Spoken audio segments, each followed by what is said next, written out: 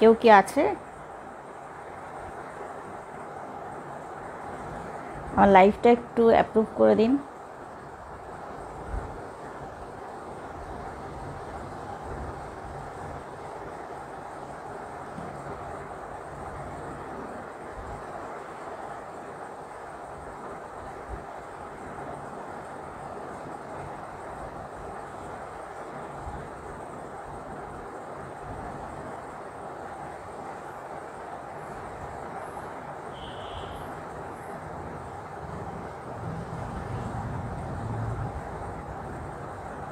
Anindita Mukherjee is watching. আচ্ছা,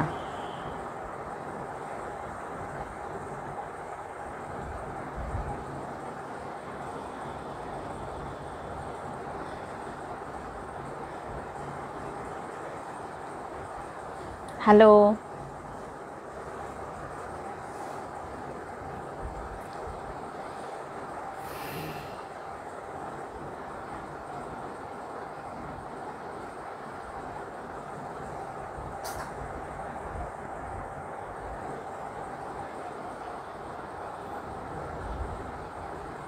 অ্যাডমিনরা কেউ থাকলে একটু অ্যাপ্রুভ করে দিন। আমি অ্যাপ্রুভড কি না আমি বুঝতে পারছি না।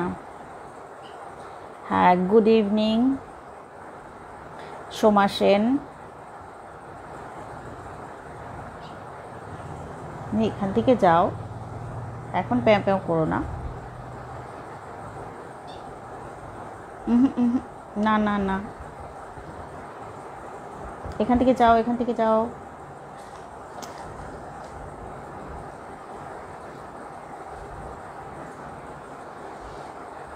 অনিন্দিতা মুখার্জি, আচ্ছা সবাইকে কল করছে, ঠিক আছে, থ্যাংক ইউ ভেরি মাচ।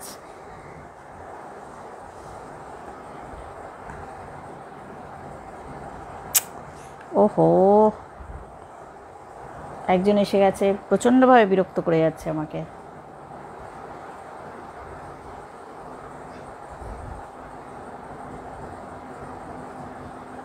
আচ্ছা, আর কয়েকজন আসুন তারপর শুরু করি। শুভ সন্ধ্যা, সবাইকে স্বাগত জানাচ্ছি। আমি মধুমিতা সেনগুপ্ত। আমি লাইভে এখানে কিছু ভূত, কিছু অলৌকিক, কিছু ভগবান বিষয়ক কিছু গল্প টল্প করবো এখানে। ওহো বাবারে, ভীষণভাবে ডিস্টার্ব করে যাচ্ছে আমাকে। এই যে একজন, ইনি আমাকে প্রচণ্ডভাবে ডিস্টার্ব করে যাচ্ছে। এই যে দেখো, তোমার সবাই দেখতে পাচ্ছে কিন্তু। হ্যাঁ, সরো তুমি এখান থেকে, সরো।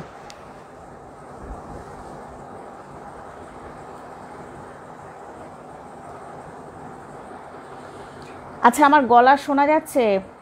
সর্বাণী, সর্বাণী আমাকে একটু বলতো, আমার গলা শোনা যাচ্ছে? সব কিছু ক্লিয়ার আছে? হ্যাঁ সর্বাণী, ওয়েলকাম ওয়েলকাম।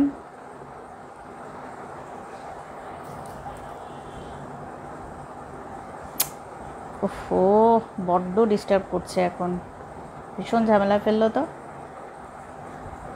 ওর আদরের চোটে তো আমি অস্থির।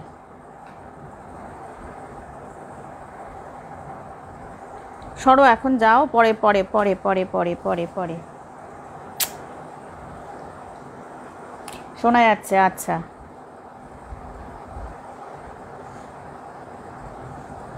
ঠিক আছে, আর আর কয়েকজন এসে যান, তারপর আমি গল্প শুরু করে দেবো। উফ বাবা, ভীষণ অসুবিধা করছে তো।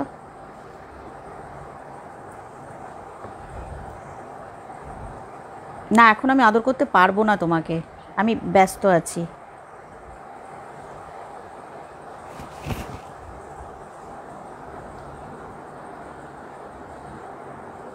Thank you. আচ্ছা আচ্ছা আচ্ছা সোমা সেন, হ্যাঁ হ্যাঁ, সবাই নিজের সুবিধা মতো আসবেন এখানে। আর বলার কি আছে, বাবারে একের পর এক সংখ্যা বাড়ছে, ভগবান। আমার ডান দিকে একজন, বাদিকে একজন, সবাই এরা ব্যস্ত হয়ে গেল। উফ, কি বিপদে পড়লাম, বাপ রে বাপ। আজকে বলা খুব মুশকিল হয়ে যাবে আমার। আমি দরজা বন্ধ করে বসিনি আর সবাই ঢুকে গেল ঘরের মধ্যে। আচ্ছা, এবার তাহলে শুরু করি। অনেক রাত হয়ে গেছে, এখন রাত জেগে সবাই শুনবেন।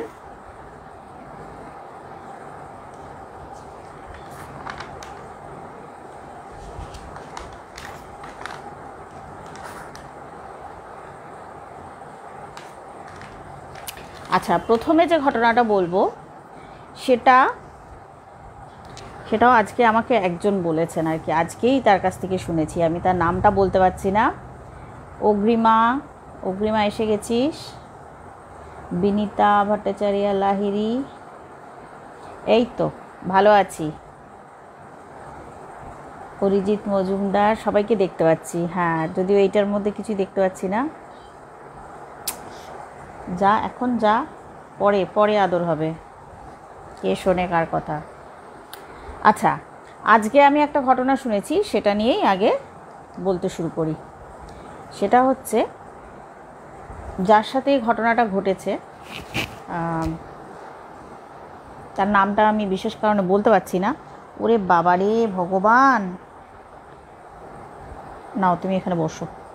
ঠিক আছে, বসো, এখানে বসো, বসে দেখো কি হচ্ছে। চুপ করে বসো। আচ্ছা, হয়েছে, দেখা হয়েছে, এই যে হয়েছে। এবার যাও, পাশে বসো, বসে থাকো।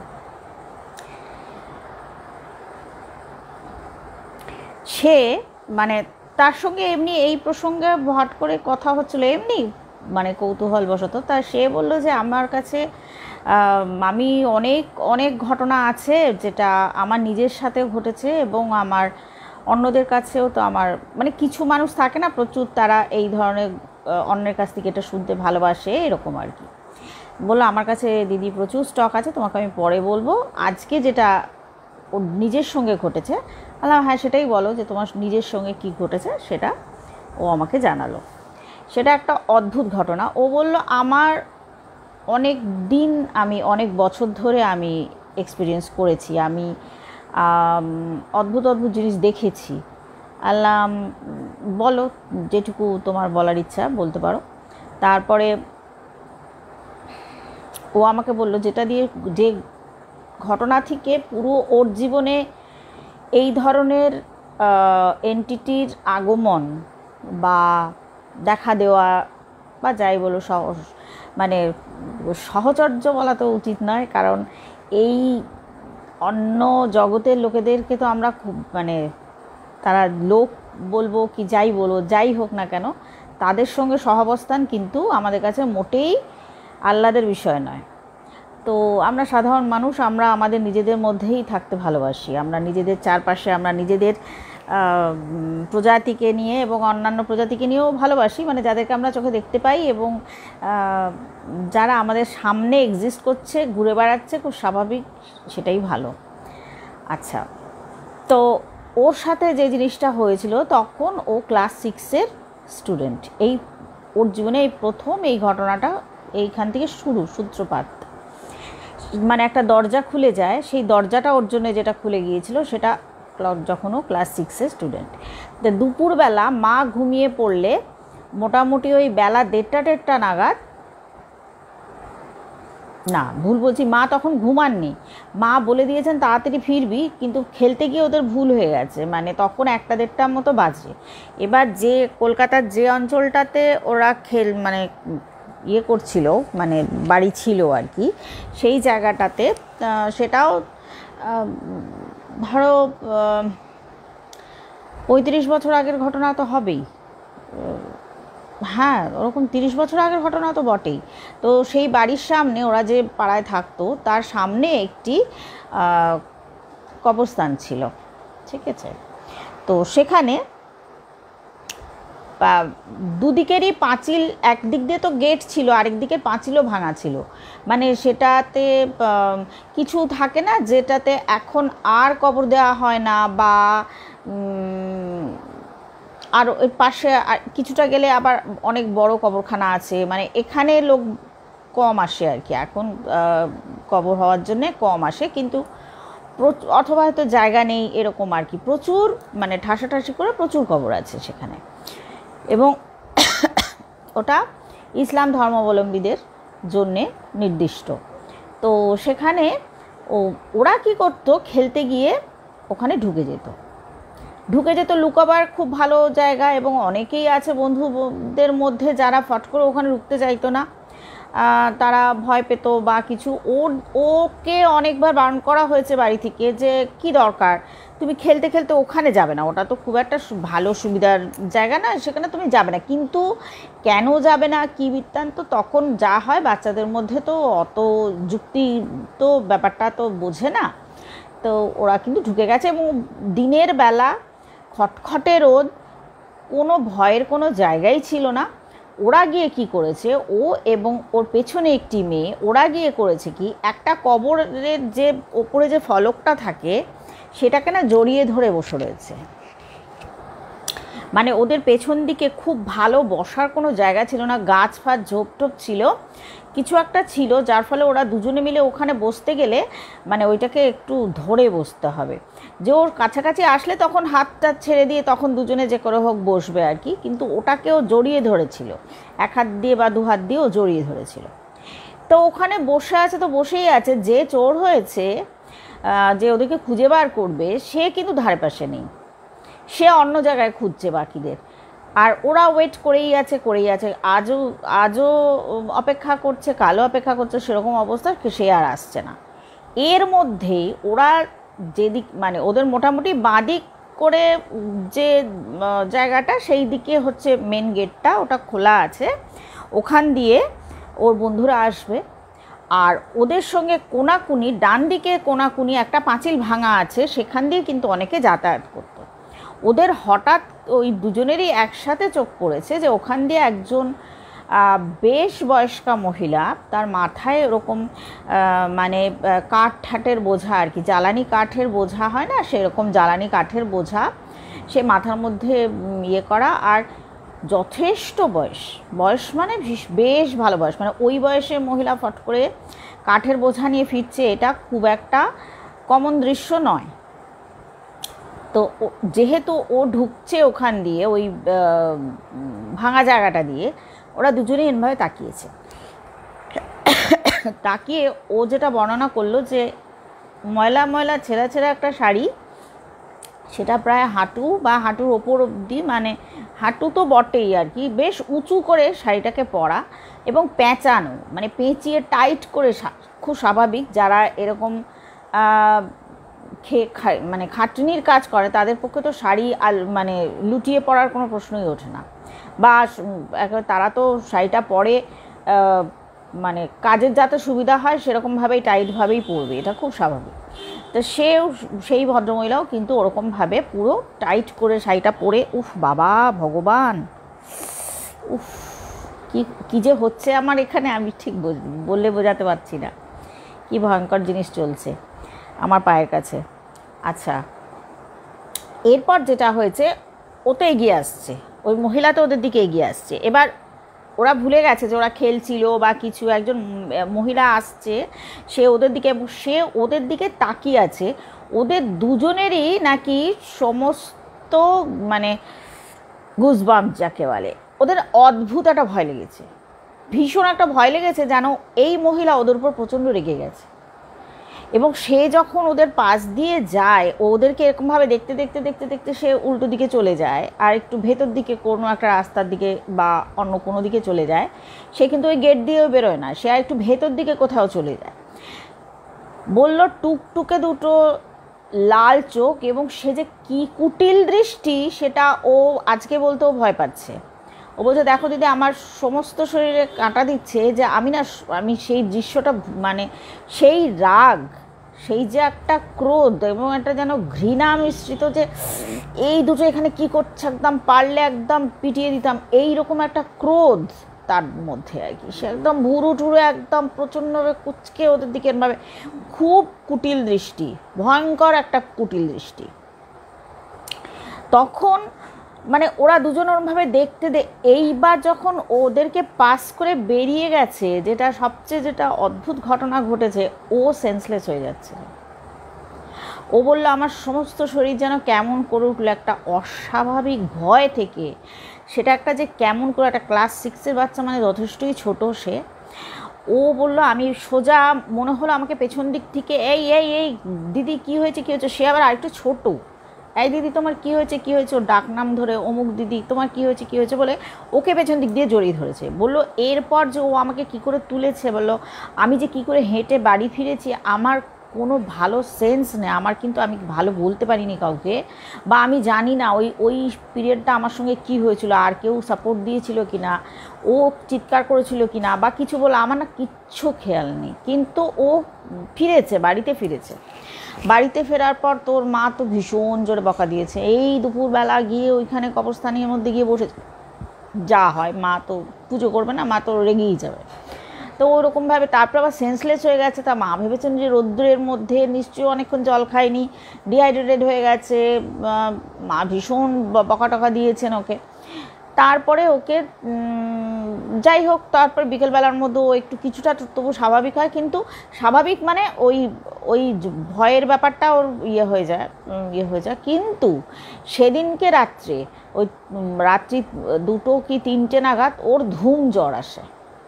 এটা কিন্তু মানে খুব কমন একটা ঘটনা। এটা আমিও অনেক ঘটনা বলেছি যেখানে ভীষণভাবে ভয় পেয়ে গেলে তখন মানুষের জ্বর চলে আসে, ওটা ভেতরে ভেতরে এত একটা ভয়ঙ্কর প্রতিক্রিয়া হয় আর কি।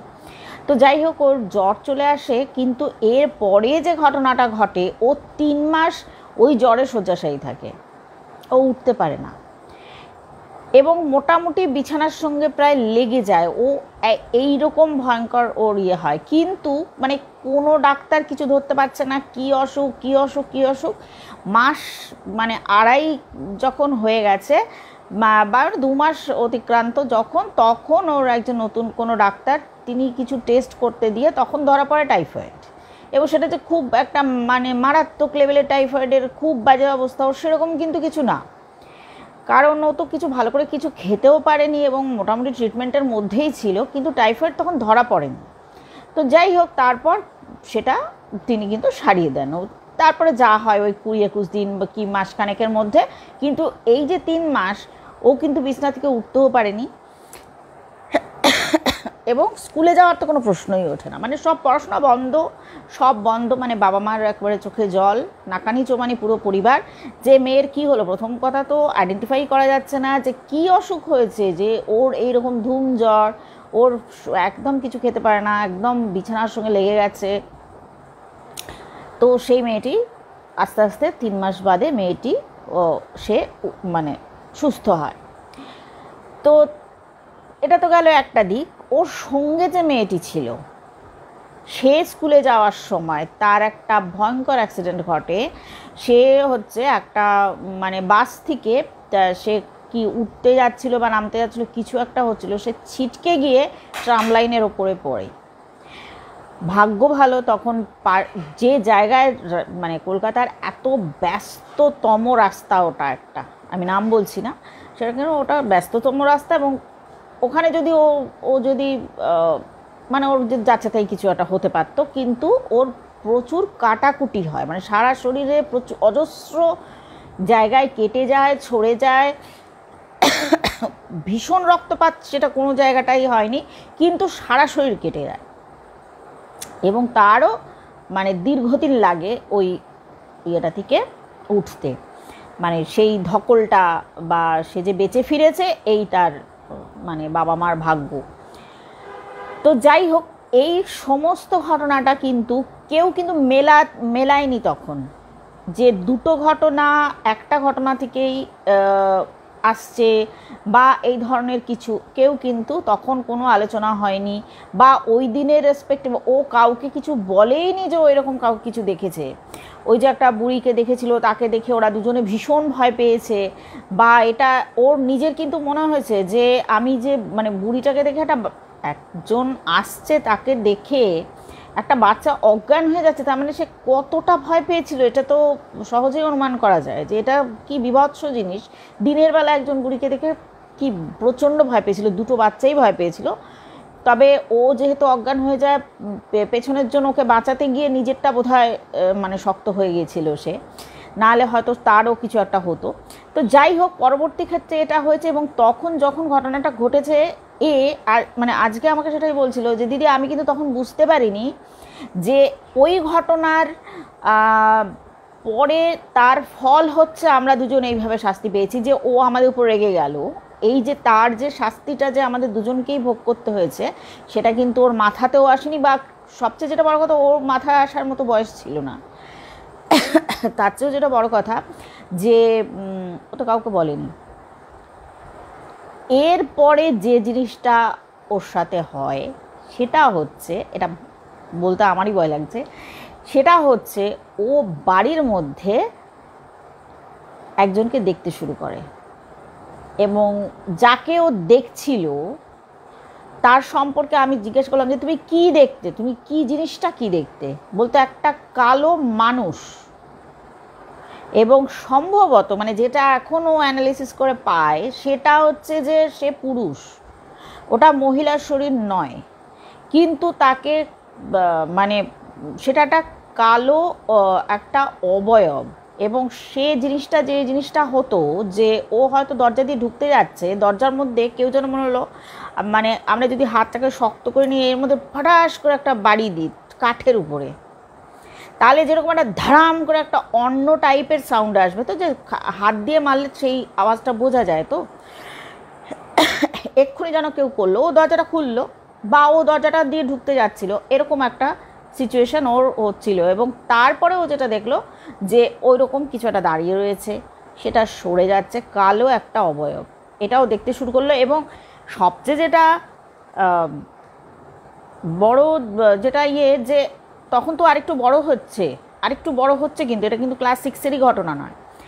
তারপরে ও কিন্তু তখনও কাউকে বলেনি, তার কারণ ওর মনে হয়েছে যে হয় সবাই হাসবে, নাহলে মা বাবা পেটাতেও পারে যে এই মিথ্যা কথা বলছিস, ইয়ার কি মানে জাগাবাস না, এইসবই বলবেন মা বাবা, এটাই ওর আশঙ্কা ছিল।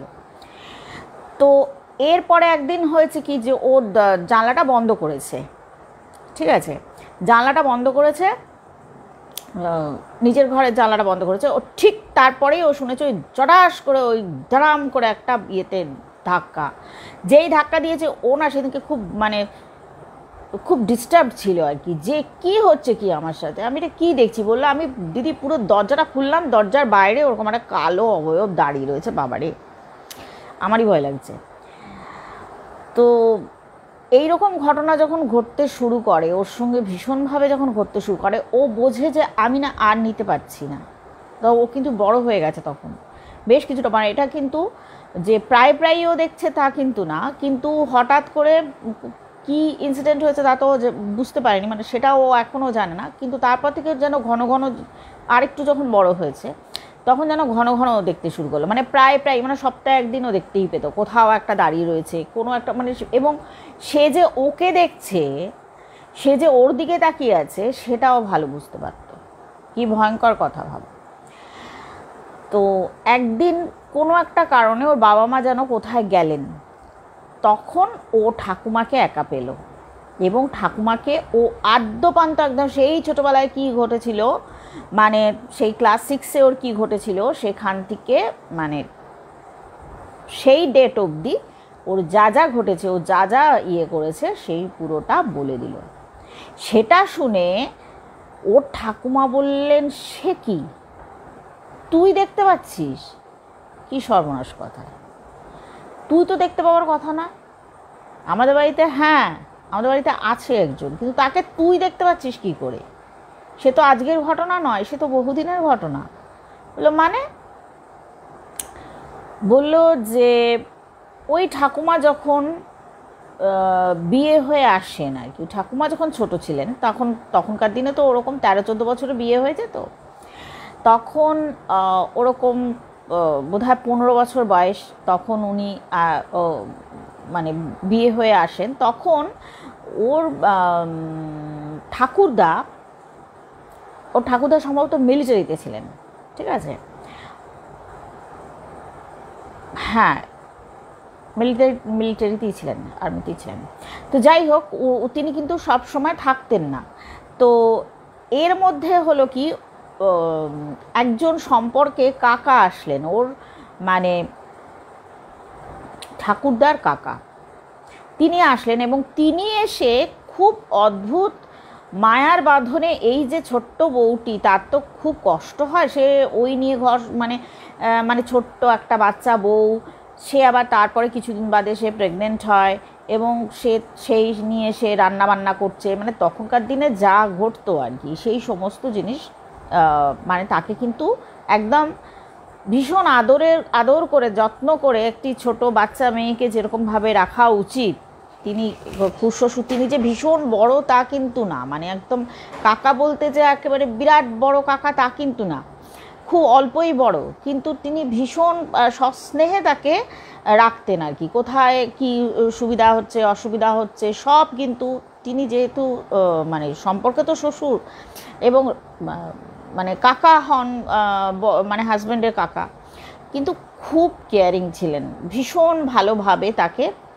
ইয়ে করতেন, মানে সব সময় রক্ষা করতেন। এর মধ্যে একদিন একটা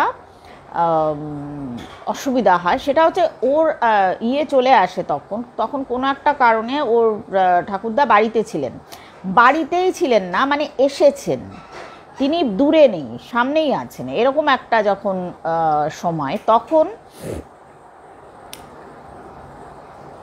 ওর যে ঠাকুমা, তিনি রান্না করতে গিয়েছিলেন, রান্না করতে গিয়ে সামনের দিক থেকে ওনার ধপ করে ওই কুপি থাকতো না তখনকার দিনে, কুপির আগুন ঠাকুন ওরকম হতো, তো সেটা থেকে না শাড়িতে আগুন ধরে যায় এবং আগুন ধরে একদম দাউ, না ভুল বলছি, সামনে না পেছনে আগুন লাগে, কুপি থেকে শাড়িতে একদম দাউ দাউ করে পেছনটা জ্বলে যায়, ঠিক আছে। যেই মুহূর্তে ওরকম যে সে সামনে লাগুক পেছনে লাগুক সেটা কোনো না, ওই ভদ্রলোক দৌড়ে এসে একটা কম্বল বা কিছু নিয়ে ওকে একদম ঘিরে দেয়, ঠিক আছে। তাতে কি হয়, উনি কিন্তু খুব কম পুড়েছেন, কিন্তু সেই আগুনটা ওনার ধুতি আর ইয়েতে লেগে যায়, ভদ্রলোক নিজেকে বাঁচাতে পারেননি, ঠিক আছে। তারপর দুজনকেই একসঙ্গে চিৎকার চেঁচামেচি, পাড়ার লোক এসে আগুন টাগুন নিভিয়ে তখন তাদেরকে নিয়ে যায়, হসপিটালে নিয়ে গিয়ে ভর্তি করে, কলকাতারই কোনো নামই হয়তো মেডিকেল কলেজ বা পিজি বা মানে মেডিকেল কলেজ বা এনআরএস বা কোথাও এরকম ভর্তি করা হয়। তো ইয়েকে কিন্তু খুব বেশি ওনার মানে খুব সাধারণ পুড়েছে আর কি, যেহেতু ওনাকে বাঁচিয়ে দিয়েছে, মানে খুব সঠিক সময় আগুনটা নেভানো গিয়েছিল, মানে ও ঠাকুমার ক্ষেত্রে, ঠাকুমার কিন্তু খুব বেশি ইনজুরি কিছু হয়নি বা বেশি বার্ন কিছু হয়নি, তার কারণটা তো বললামই, যেটা ওনাকে অবজারভেশনে রাখা হয়, যেহেতু উনি প্রেগনেন্ট ছিলেন, সেহেতু ডাক্তাররা সেই রাত্রিটা পুরোটা রেখে দেয়, কিন্তু সেই রাত্রিতে কিন্তু ওই কাকা মারা যান, এবং পরের দিন সকালবেলা যখন মানে ওর ঠাকুরদা গেছেন ঠাকুমাকে নিয়ে আসতে, তখন মানে সকালবেলা হয়েছে, ডাক্তার বুঝিয়ে টুজিয়ে দিয়েছে, এই করতে হবে ওই করতে হবে, যা সেগুলো ঠাকুরদা বুঝিয়ে ঠুজে যখন ওনাকে গিয়ে আনতে গেছে, তখন বলছে, এই জানো তো একদম না আজকে ভোরবেলা কাকা এসছিলেন, মানে ও ঠাকুমা বলছেন, সেই 15 বছরের মেয়েটি তার হাজব্যান্ডকে বলছে যে আমার সঙ্গে না কাকা দেখা করতে এসেছিলেন, উনি কিন্তু জানেন না যে কাকা অন্য ওয়ার্ডে এক্সপায়ার করে গেছেন, কিচ্ছু জানেন না, বলছে আমার সঙ্গে এসে বলল যে ওনার নাম যেন কি ছিল, বেলা বা বেলি বা এই ধরনের কিছু একটা নাম ছিল, বলল বাবু আমি কিন্তু চলে যাচ্ছি, হ্যাঁ তুই কিন্তু নিজের খুব যত্ন করবি, সাবধানে রাখবি, বলছে তোমার গায়ে আগুন লেগেছিল না কাকা, তুমি কেমন আছো বা আপনি কেমন আছেন কিছু একটা বলেছে, বলছে না আমি একদম সুস্থ হয়ে গেছি, তোকে তো কালকে সকালে ছাড়বে, তো মানে আজ সকালে তো তোকে আরেকটু বাদে ছেড়ে দেবে, আমাকে আগেই ছেড়ে দিয়েছে, আমার খুব একটা কিছু হয়নি তো সেই জন্য আমাকে আগেই ছেড়ে দিয়েছে, তোর তো আমি তোকে নিয়েই খুব চিন্তা করছিলাম, তোর কিছু হয়নি, ঈশ্বর রক্ষা করেছেন, ঠিক আছে তুই কিন্তু আমার কথা মানে আমার জন্য কিন্তু করিস না, আমি আবার পরে এসে ঠিক তোর সঙ্গে দেখা করে যাব, হ্যাঁ আমি কিন্তু চললাম, বলে সে কিন্তু একটু দূরে দাঁড়িয়ে সেই এতগুলো কথা বলে সে কিন্তু কাকা জানো তো চলে গেছে, ও কাকা কোথায় গেলেন গো, কাকার দেশ কোথায়, দেশের বাড়িতে আমাকে একবার নিয়ে যেও, ওর হাজব্যান্ড তো মানে কুলকুল করে ঘামছে, মুখেতে তাকিয়েছে, কাকা এসেছিল, ও আচ্ছা, পুরো প্রেগনেন্সি পিরিয়ডটা ওনাকে কেউ মানে বাড়িতে সবাই আলোচনা করে কিচ্ছু ওনাকে জানানো হবে না ওই কাকা মারা গেছে বা কিছু, মানে কোনো সেই রকমভাবে মানে খুব গোপনে গোপনে সমস্ত রিচুয়ালস পালন করা হয়েছে। ওনাকে কিছু বুঝতেই দেওয়া হয়নি ওনাকে। তারপরে তো উনি অনেক দিনই রেস্টে ছিলেন, যার জন্য উনি কিছু বুঝতে পারেননি। মানে সব যে অসহজ পালন হচ্ছে বা কিছু, উনি কিন্তু কিছু টের পাননি। তারপর ওনার বাচ্চা টাচ্চা হয়ে যাওয়ার বেশ কিছুদিন বাদে তখন ওনাকে বলা হয়েছিল যে ওই কাকা কিন্তু নেই, এতদিন তোমাকে বলা হয়নি। উনি কিন্তু সেই রাত্রিতেই এক্সপায়ার করে যান, উনি এত ছিলেন।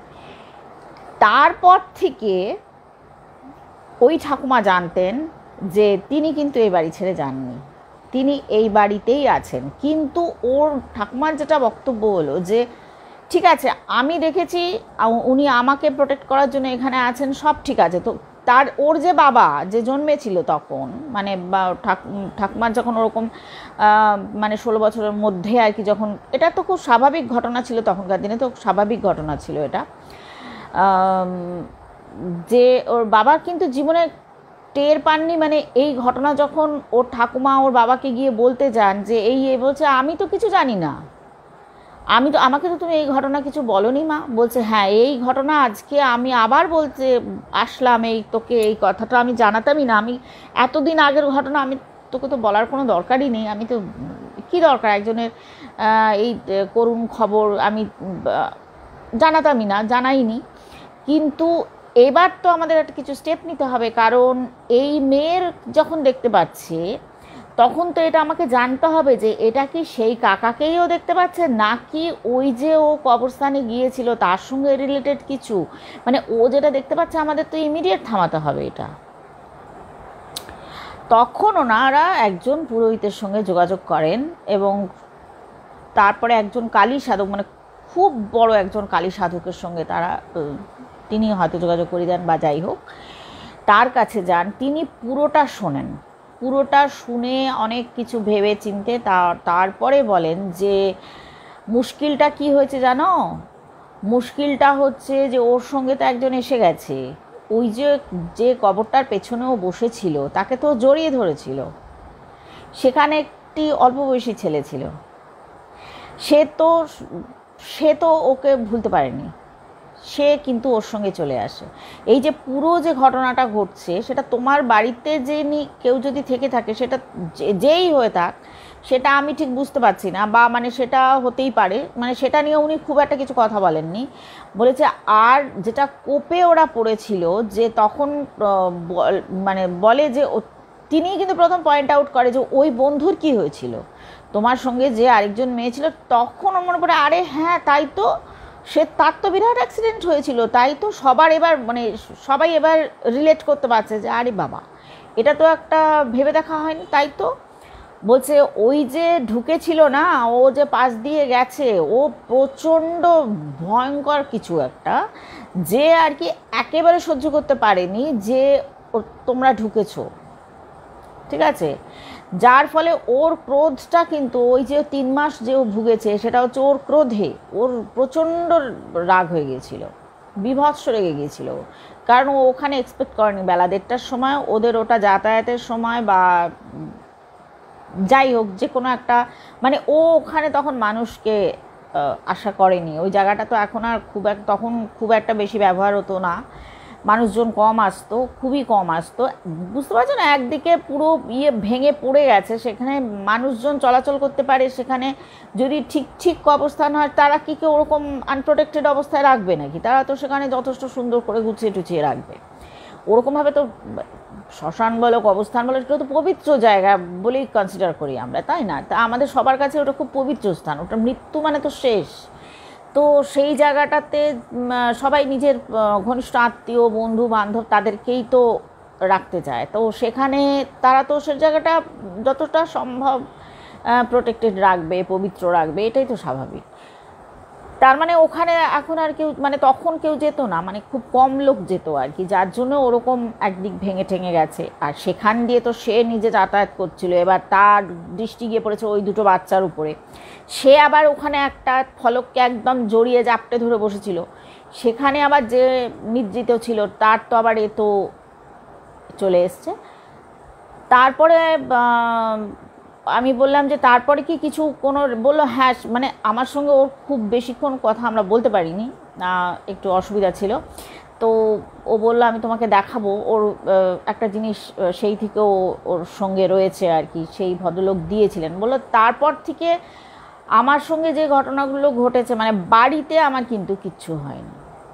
তারপর বললো আমার সঙ্গে আরও আমি আশা করব যে আমার কাছে আরও হোয়াটসঅ্যাপে আরও আসবে, ও হোয়াটসঅ্যাপে পাঠাবে বলেছে আমাকে। পরবর্তী ক্ষেত্রে আমি জানলেই তোমাদের সঙ্গে সবার সঙ্গে শেয়ার করব।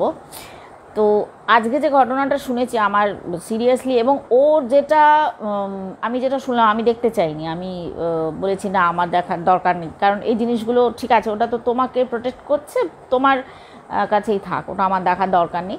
তো ও যেটা বললো যে দিদি বিয়ে বাড়িতে গেলেও কিন্তু আমি কোনো ভারী গয়না টয়না মানে কিছু পরতে পারি না, কারণ এটা আমাকে বলেছে যে কোনো অবস্থাতে যেন এটা তোমার থেকে না সরে, কারণ কিছু মানুষ থাকে হয়তো যে ওই দরজাটা হয়তো কমিউনিকেশনের ওই রাস্তাটা হয়তো ওপেন হয়ে গেছে, যার ফলে ও খুব খুব সহজে ও তাদেরকে দেখতে পায় বা কিছু শুনতে পায়, মানে ও বুঝতে পারে যে এখানে কিছু একটা আছে বা কিছু, এটাও কিন্তু এখনও ওর সেই শক্তিটা আছে, মানে ফিল করতে পারে। তো সেখানে তো যে কোনো সময় ও তো ভিকটিম হয়ে যেতে পারে কিছু, সবাই যে ও বাড়িতে যেই থেকে থাক, ও সে তো ওর কোনো ক্ষতি চাইছে না, ওকে হয়তো দেখা দিচ্ছে ওরকম ভয়ঙ্করভাবে দেখা দিচ্ছে, কিন্তু সে কিন্তু অপকারী কোনো আত্মা নয়, সে পরিবারের কেউ, তো সেই জন্য সে তো নিজের মানে পরবর্তী প্রজন্মকে তো সে ফট করে ক্ষতি করে না, এটা সাধারণত হয়, করে অনেক ইভিল স্পিরিট তো থাকতেই পারে, কিন্তু বোঝাই যাচ্ছে যে উনি তো ভীষণ ভালো একজন আত্মা ছিলেন, যে মানুষ ছিলেন ভীষণ ভালো, যে ওইটুকু বাচ্চা মেয়েকে, সে বাড়ির বউ, সে কিন্তু নিজের একদম ডাইরেক্ট ছেলের বউও নয়, সে ভাইপোর বউ, তাকে প্রোটেক্ট করতে গিয়ে কতটা, মানে নিজে মারা গেছেন, তার মানে নিজের দিকে তখন খেয়াল করেন, নিজের প্রাণের কোনো মানে বিশাল ঝুঁকি নিয়েছিলেন আর কি। এবং ওরও নিশ্চয়ই খুব বিভৎসভাবে, ওর ঠাকুমারও নিশ্চয়ই খুব বিভৎসভাবে আগুন ধরে গিয়েছিল, যে আর একটু দেরি হলে হয়তো দুটো প্রাণ শেষ হয়ে যেত। তো তিনি তো খুবই মহান আত্মা ছিলেন, তো সেই জন্যে হয়তো একে দেখা দিচ্ছে কোনো একটা কারণে এই জিনিসটা হচ্ছিল, কিন্তু তিনি অপকারী নন, ও যেটা ও ঠাকুমাও ওকে বলেছে যে তুমি যে দেখতে পাচ্ছ যাকে, ইনি কিন্তু অপকারী নন। তা পরবর্তী ক্ষেত্রে ও যখন আমাদের কাছে জানাবে বাকি যে ঘটনাগুলো, একদিনে আমার শোনা হয়ে ওঠেনি, এতগুলো কথা তো একসঙ্গে বলা যায় না, সরি। তো জানলে আমি নিশ্চয়ই তোমাদের সঙ্গে আবার পরবর্তীকালে পরের ইয়েতে বা তারপরে যবেই ও পাঠাক আর কি, আমি তোমাদের সঙ্গে শেয়ার করব। তোমাদের কেমন লাগলো বলো।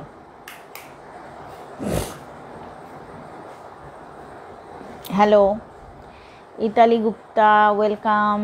শম্পা মুখার্জি, শর্মিষ্ঠা হাজরা, সবাইকে স্বাগত জানাচ্ছি। সুচরিতা, সুমি রয়,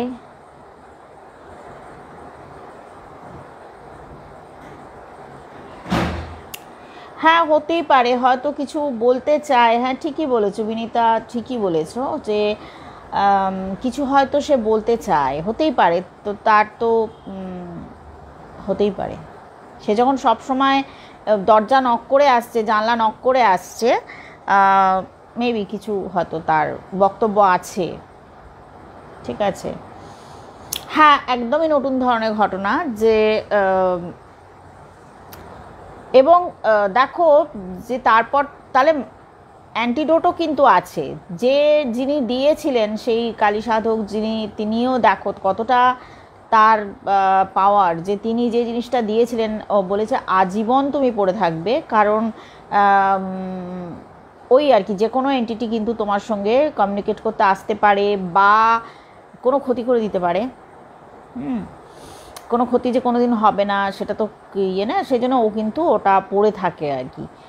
তো তাকেও প্রণাম, তিনিও মহান শক্তিমান যে এই এন্টিটির হাত থেকে, তো এন্টিটিদের হাত থেকে বাঁচিয়ে দিয়েছেন, বাঁচাচ্ছেন। হ্যাঁ, তো পরবর্তী ক্ষেত্রে আমি আবার ওর কাছে আবার জেনে নেব ফোন করে যে তারপরে কি কি ঘটনা ঘটেছিল, কারণ ঘটনাটা আমার কাছে খুব ইন্টারেস্টিং লেগেছে। মানে ও যখন বলছিল আমারও খুব, মানে ও যখন বিশেষ করে ওইটা বলেছে না, আমি তখন সিরিয়াসলি ভয় পেয়েছি যে ও যখন ওই দরজার মধ্যে ধাম করে আওয়াজ শুনেছে, আর ওরও খুব বিয়ে হয়ে গেছে আর কি, যে এই কে, আমাকে বারবার ভয় দেখানোর চেষ্টা হচ্ছে বলে খুলেছি, খুলে দিদি দেখছি আমি একদম পুরো একজন পুরুষের অবয়ব, এবং সেটা সেই মানে মাথা, মানে বাবা রে, ভয়ঙ্কর কিন্তু ব্যাপারটা। হ্যাঁ, ও খুব খুব সাবধানেই থাকে। ও যা আমাকে বললো, ও কী কী প্রোটেকশন নিয়েছে আমি সেটা নিশ্চয়ই ওর কাছে জানবো না। মানে এইসব দেখো, এই নিয়ে নিশ্চয়ই ও খুব ভালো প্রোটেকশানে আছে আর কি। ঈশ্বর ওর মঙ্গল করুন, ঈশ্বরের উপরে তো কিছু নেই, এই আর কি। আচ্ছা,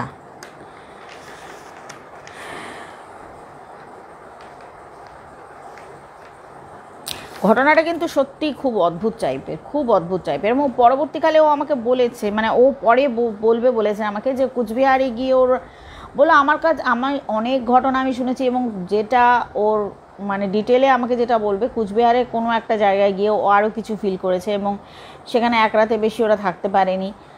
আমি বললাম না, এরমভাবে বললে হবে না, তুমি আমাকে ভয়েস মেসেজে ভালো করে পাঠাবে, আমি পরে এটাই শুধু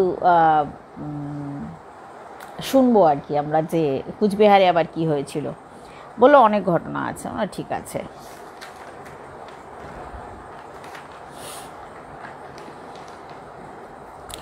আচ্ছা, এবার যে ঘটনাটা বলবো,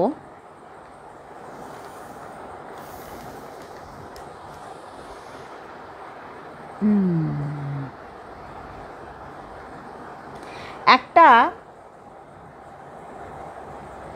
মেয়ে কলেজে পড়তো, ঠিক আছে, মেয়েটার নামটা একটু অদ্ভুত ছিল। মেয়েটার নাম মানে একটু হিন্দি টাইপের, রায়না বলে এরকম থাকে না, সে আমরা, ঠিক আছে, মেয়েটার নামটা মানে আমাদের বাংলায় বললে রায়না হয়, বাট এটা অ্যাকচুয়ালি রায়না যেটা আর কি সেটা। তো মেয়েটার কলেজ একজন ফ্রেন্ডের সঙ্গে ও খুব ক্লোজ হয়, এবং পরবর্তীকালে সেই ছেলেটি খুব ভালো চাকরি পায়, বেঙ্গালুরুতে চলে যায়। এটা কিন্তু খুব বেশি দিন আগের আমি ঘটনা বলছি না, এবং মেয়েটিও এখানে থেকে সেও চাকরি বাকরির চেষ্টা করছে ছেলের, এবং যথেষ্ট ঘনিষ্ঠতা হয়, এবং দুজনে মিলে ডিসাইড করে যে তারা বিয়ে করবে, এবং যা হয় দুটো পরিবারই জেনে যায়, এবং তারা মানে হ্যাঁ অ্যাকসেপ্ট করে নেয়, ঠিক আছে, এবং বিয়ের ডেট ফেট সমস্ত ফিক্সড হয়ে যায়, যে অমুক ডেটে হবে, হয়তো 2 মাস বাদে হবে, এরকম যখন সময়, যে মানে মাস 2 হবে কি মাস 1.5 বাদে মেয়েটির বিয়ে। মেয়েটি একটি বেরিয়েছিল, তো গাড়ি নিয়ে বেরিয়েছিল, ওর গাড়িতে খুব ভয়ঙ্কর অ্যাক্সিডেন্ট হয়, এবং অ্যাক্সিডেন্টে ওর প্রচুর শরীরের মানে প্রচুর হাড় ফ্র্যাকচার হয়ে যায়, ও একেবারে শয্যাশায়ী হয়ে যায়, এবং মানে ডাক্তার বলে টাইম লাগবে, মানে খুব বাজে টাইপের অ্যাক্সিডেন্ট হয়েছে, ও প্রাণে বেঁচে ফিরেছে, এই যথেষ্ট। এরপরে যে ঘটনাটা ঘটে সেটা খুবই দুঃখজনক। সেটা হচ্ছে ছেলের বাড়ি থেকে এসে জানিয়ে দেওয়া হয় যে আমরা বিয়েটা ভেঙে দিচ্ছি। কেন, কি কারণে না, এই যে ওর এত বড় একটা অ্যাক্সিডেন্ট হলো, তো হতেই তো পারে ভবিষ্যতে এইটা নিয়ে মানে কোনো প্রবলেম হবে, এর হয়তো কোনো সাইড এফেক্ট থেকে যাবে, ওর এত হাড় ভেঙেছে, ভবিষ্যতে ও সব মেয়েই মা হবে, তো সেটা নিয়ে কোনো ইস্যুজ হতে পারে, মানে তারা অনেক কিছু ভেবে ফেললে, এবং তারা বিয়েটা ভেঙে দিল। মানে ওদের কোনো কথা তারা শুনলো না, বললো আমাদের ছেলে একদম বেঁকে বসেছে, এই বিয়ে সে করবে না, এরকম মানে ওরা বারবারই বললো যে আরে বাবা, একটা অ্যাক্সিডেন্ট হয়েছে, সেটা অত্যন্ত দুঃখজনক, হয়তো ওই বিয়ের ডেটে বিয়ে দেওয়া সম্ভব নয়, কারণ ও 1.5 মাসের মধ্যে দাঁড়াবে না। 1.5 থেকে 2 মাস বাকি আছে, ও তার মধ্যে দাঁড়ানো সম্ভব না। ও 6 মাস লাগবে, মাস 6 লাগবে, কিন্তু ও পুরোপুরি সুস্থ হয়ে উঠবে, পুরোপুরি ও ঠিকঠাক হয়ে যাবে, মানে 1 বছরের মধ্যে ওর একদম ফিট। তা আমরা বিয়েটা পিছিয়ে দিতে পারি, আমরা তার বাপের মানে মেয়েটির বাড়ির লোকেরা স্বাভাবিকভাবে ভীষণভাবে চেষ্টা করতে শুরু করলো, কারণ মেয়েটা তো সাংঘাতিকভাবে ভেঙে পড়লো। ওই অবস্থাতে সে জানতে পারছে যে সে যখন পুরোপুরি শয্যাশায়ী, সে কবে উঠে দাঁড়াবে তার কোনো ঠিক নেই, কিন্তু ডাক্তাররা তাকে বারবার এটা মোটিভেট করেছে যে তুমি কিন্তু সুস্থ হয়ে যাবে, মানে এমন কিছু ভয়ঙ্কর তোমার কিছু ক্ষতি হয়নি, সবকটা হাড়ই জোড়া লাগবে, তুমি একদম সুস্থ হয়ে যাবে, কোনো অসুবিধা নেই। কিন্তু মানে বহু হাড় ফ্র্যাকচার হয়েছে তো, এবং আরও কিছু ইঞ্জুরি হয়েছিল, যাই হোক। তো এই সময় সেই পুরো পরিবারটি পুরো বেঁকে বসে, এবং তারপরে যে কোনো সুস্থ মেয়েরই তো নিজের একটা তখন তার প্রেস্টিজে লেগে যায় যে ঠিক আছে তোমরা এত এত বলছো কেন, মানে সেও তার মা বাবার ইয়েতে বলে যে আমি আজকে একটা আমার অ্যাক্সিডেন্ট হয়েছে বলে ও বিয়েটা ভেঙে দিচ্ছে, ওদের পরিবার ভেঙে দিচ্ছে, তো আমার তো ওই পরিবারে না বিয়ে করাই ভালো। এরকম ছেলে তো ভয়ঙ্কর, মানে উল্টো ঘটনাটা ঘটলে তো কখনোই এই জিনিসটা হতো না। কোনো একটা ছেলের অ্যাক্সিডেন্ট হয়ে গেলে তার মেয়ের বাড়ি যেখানে সে জানে যে 6 মাস হোক 1 বছর বাদে হোক ছেলেটা আবার সম্পূর্ণ সুস্থ হয়ে যাবে, সেখানে ফট করে মেয়ের বাড়ি তো বিয়ে ভাঙবে বলে আমার মনে হয় না। যাই হোক, মানুষ সম্পর্কে অবশ্য বলা উচিত না, বিভিন্ন ধরনের মানুষ থাকে, বহু ধরনের মানুষ আছে। তো যাই হোক, এটা সাধারণত হয় না। তো মেয়েটি অত্যন্ত মানসিক দিক দিয়ে প্রচণ্ড আঘাত পায় যে বিয়েটা হতে যাচ্ছিল তার তো মানে, এবং সে বহুদিনের তাদের সম্পর্ক, কলেজ লাইফ থেকে সম্পর্ক, সে পুরো মানে হাত ধুয়ে নিল আর কি ব্যাপারটাতে। তো ধীরে ধীরে মেয়েটি যখন মোটামুটি উঠে দাঁড়িয়ে যখন হাঁটার মতো হলো, সেটা 6 মাস মতো হলো, তখন সে জানলো, মানে এতদিন তার বাড়ির লোকেরা জানতো কিন্তু তাকে কিছু জানানো হয়নি, যে সে কিন্তু ওই ডেটেই, ওই ছেলেটি ওই ডেটেই কিন্তু বিয়ে করে নিয়েছে, এবং সে কিন্তু বেঙ্গালুরুতেই সেটেল করে গেছে। তো ওর তো ভীষণই তখন এটা আবার নতুন করে জেনে মানে বলো হ্যাঁ ঠিক আছে ওই ডেটেই বিয়ে করেছে, ঠিক আছে, মানে তখন খুব খারাপ লাগলেও ও তখন শক্ত হয়ে গেছে। তো এর মধ্যে এমনই একটা ঘটনা ঘটলো যে তারপরে যখন ও রাস্তাঘাটে বেরোতে শুরু করেছে, রাস্তাঘাট দিয়েও একদিন কোথাও যাচ্ছিল, তখন দেখলো ওর সামনে দিয়ে, ছেলেটারও তো বাড়ি তো ওদের মানে কলকাতাতে, এখানেই তো কোনো একটা জায়গায় মানে ভালো কোনো শপিং মলের কাছে টাছে এরকম, ও দেখলো যে ছেলেটি গাড়িতে করে বেরিয়ে যাচ্ছে, পাশে যে ওর বউ, তাকে দেখে না ও একটু খটকা, মানে ও একটু চমকে উঠলো যে একে তো এ যেন কে, একে যেন আমি কোথায় দেখেছি, মানে কীরকম যেন আমার একটু লাগলো। তখন ও, আজকাল তো ফেসবুকে তো সবাই থাকে, এবং খুব বেশিভাবেই থাকে, নতুন বিয়ে হয়েছে নতুন কাপল তারা বেশিভাবেই থাকবে। তো সেখান দিয়ে ও কিন্তু বুঝে গেল যে এই মেয়েটির ছবি, মানে হয়তো ছেলেটাই ওকে পাঠিয়েছিল, বা ওই রকম গ্রুপ ফটোতে ও দেখে নিয়েছে যে এটা হচ্ছে ওই ছেলেটারই মানে কলিগ, ওখানকার একই অফিসে ও করতো, চাকরি করতো। এবং পরে ও যেটা ও জানতে পারলো, বা ও এই শুরুটা হয়তো জানতো যে এই মেয়েটির সঙ্গে আরেকজন অফিস কলিগের বিয়ে হওয়ার কথা, এরকম কিন্তু হয়েছিল, কিন্তু সেটা কোনো কারণে ভেঙে গেছে। বা ওর কাছে পুরো ব্যাপারটা না কীরকম একটা লাগলো, পুরো ব্যাপারটা ওর কাছে একটা কেমন লাগলো যে আমার সঙ্গে এতদিন এত সম্পর্ক ছিল, সে আমার একটা ইয়ের পর ও অফিস কলিগকে বিয়ে করে নিল, যে কলিগ কিনা আরেকজনের সঙ্গে বিয়ে হওয়া ঠিক ছিল, মানে পুরো ব্যাপারটা কীরকম একটা খিচুড়ি মতো লাগছে না, তা ওর কীরকম মানে ভীষণ লাগছিল আর কি, খুব বাজে লাগছিল। এরপরে যেটা হলো যে ওর এই অসুস্থ অবস্থানটা কেটে গেল, অসুস্থতাটা কেটে গেল, কিন্তু ওর কন্টিনিউয়াস কিছু না কিছু প্রবলেম, ওর হাঁচি, সর্দি কাশি, গায়ে র্যাশ, বা পেটের সমস্যা, মাথা যন্ত্রণা, চোখের প্রবলেম, নাকের প্রবলেম, ওর মনে হচ্ছে ও যেন মানে পুরো মানে সপ্তরতি দিয়ে পুরো ঘিরে নিয়েছে ওকে, ও কিছুতেই সুস্থ হতে পারছে না। ও যে পুরোপুরি ফিট হবে শারীরিক দিক দিয়ে, ও কিছুতেই হতে পারছে না। এইটা যখন আরও 6 মাস মতো গেল, তখন ওকে কেউ কেউ বলল যে ভাই কিছু হচ্ছে না তো, তোর এগেনস্টে কিছু হচ্ছে না তো। তখন ওর যা মামি মাসি বা পিসি এরা সবাই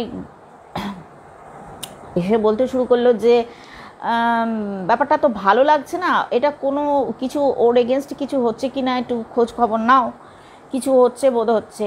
এরকমভাবে লাগাতারভাবে এরকমভাবে হয় কি করে, এরকমভাবে মেয়েটা ভুগেই যাচ্ছে। একটা এত বড় অ্যাক্সিডেন্ট হলো, তারপর থেকে তো সারবে, ও তো সেরে উঠছে না।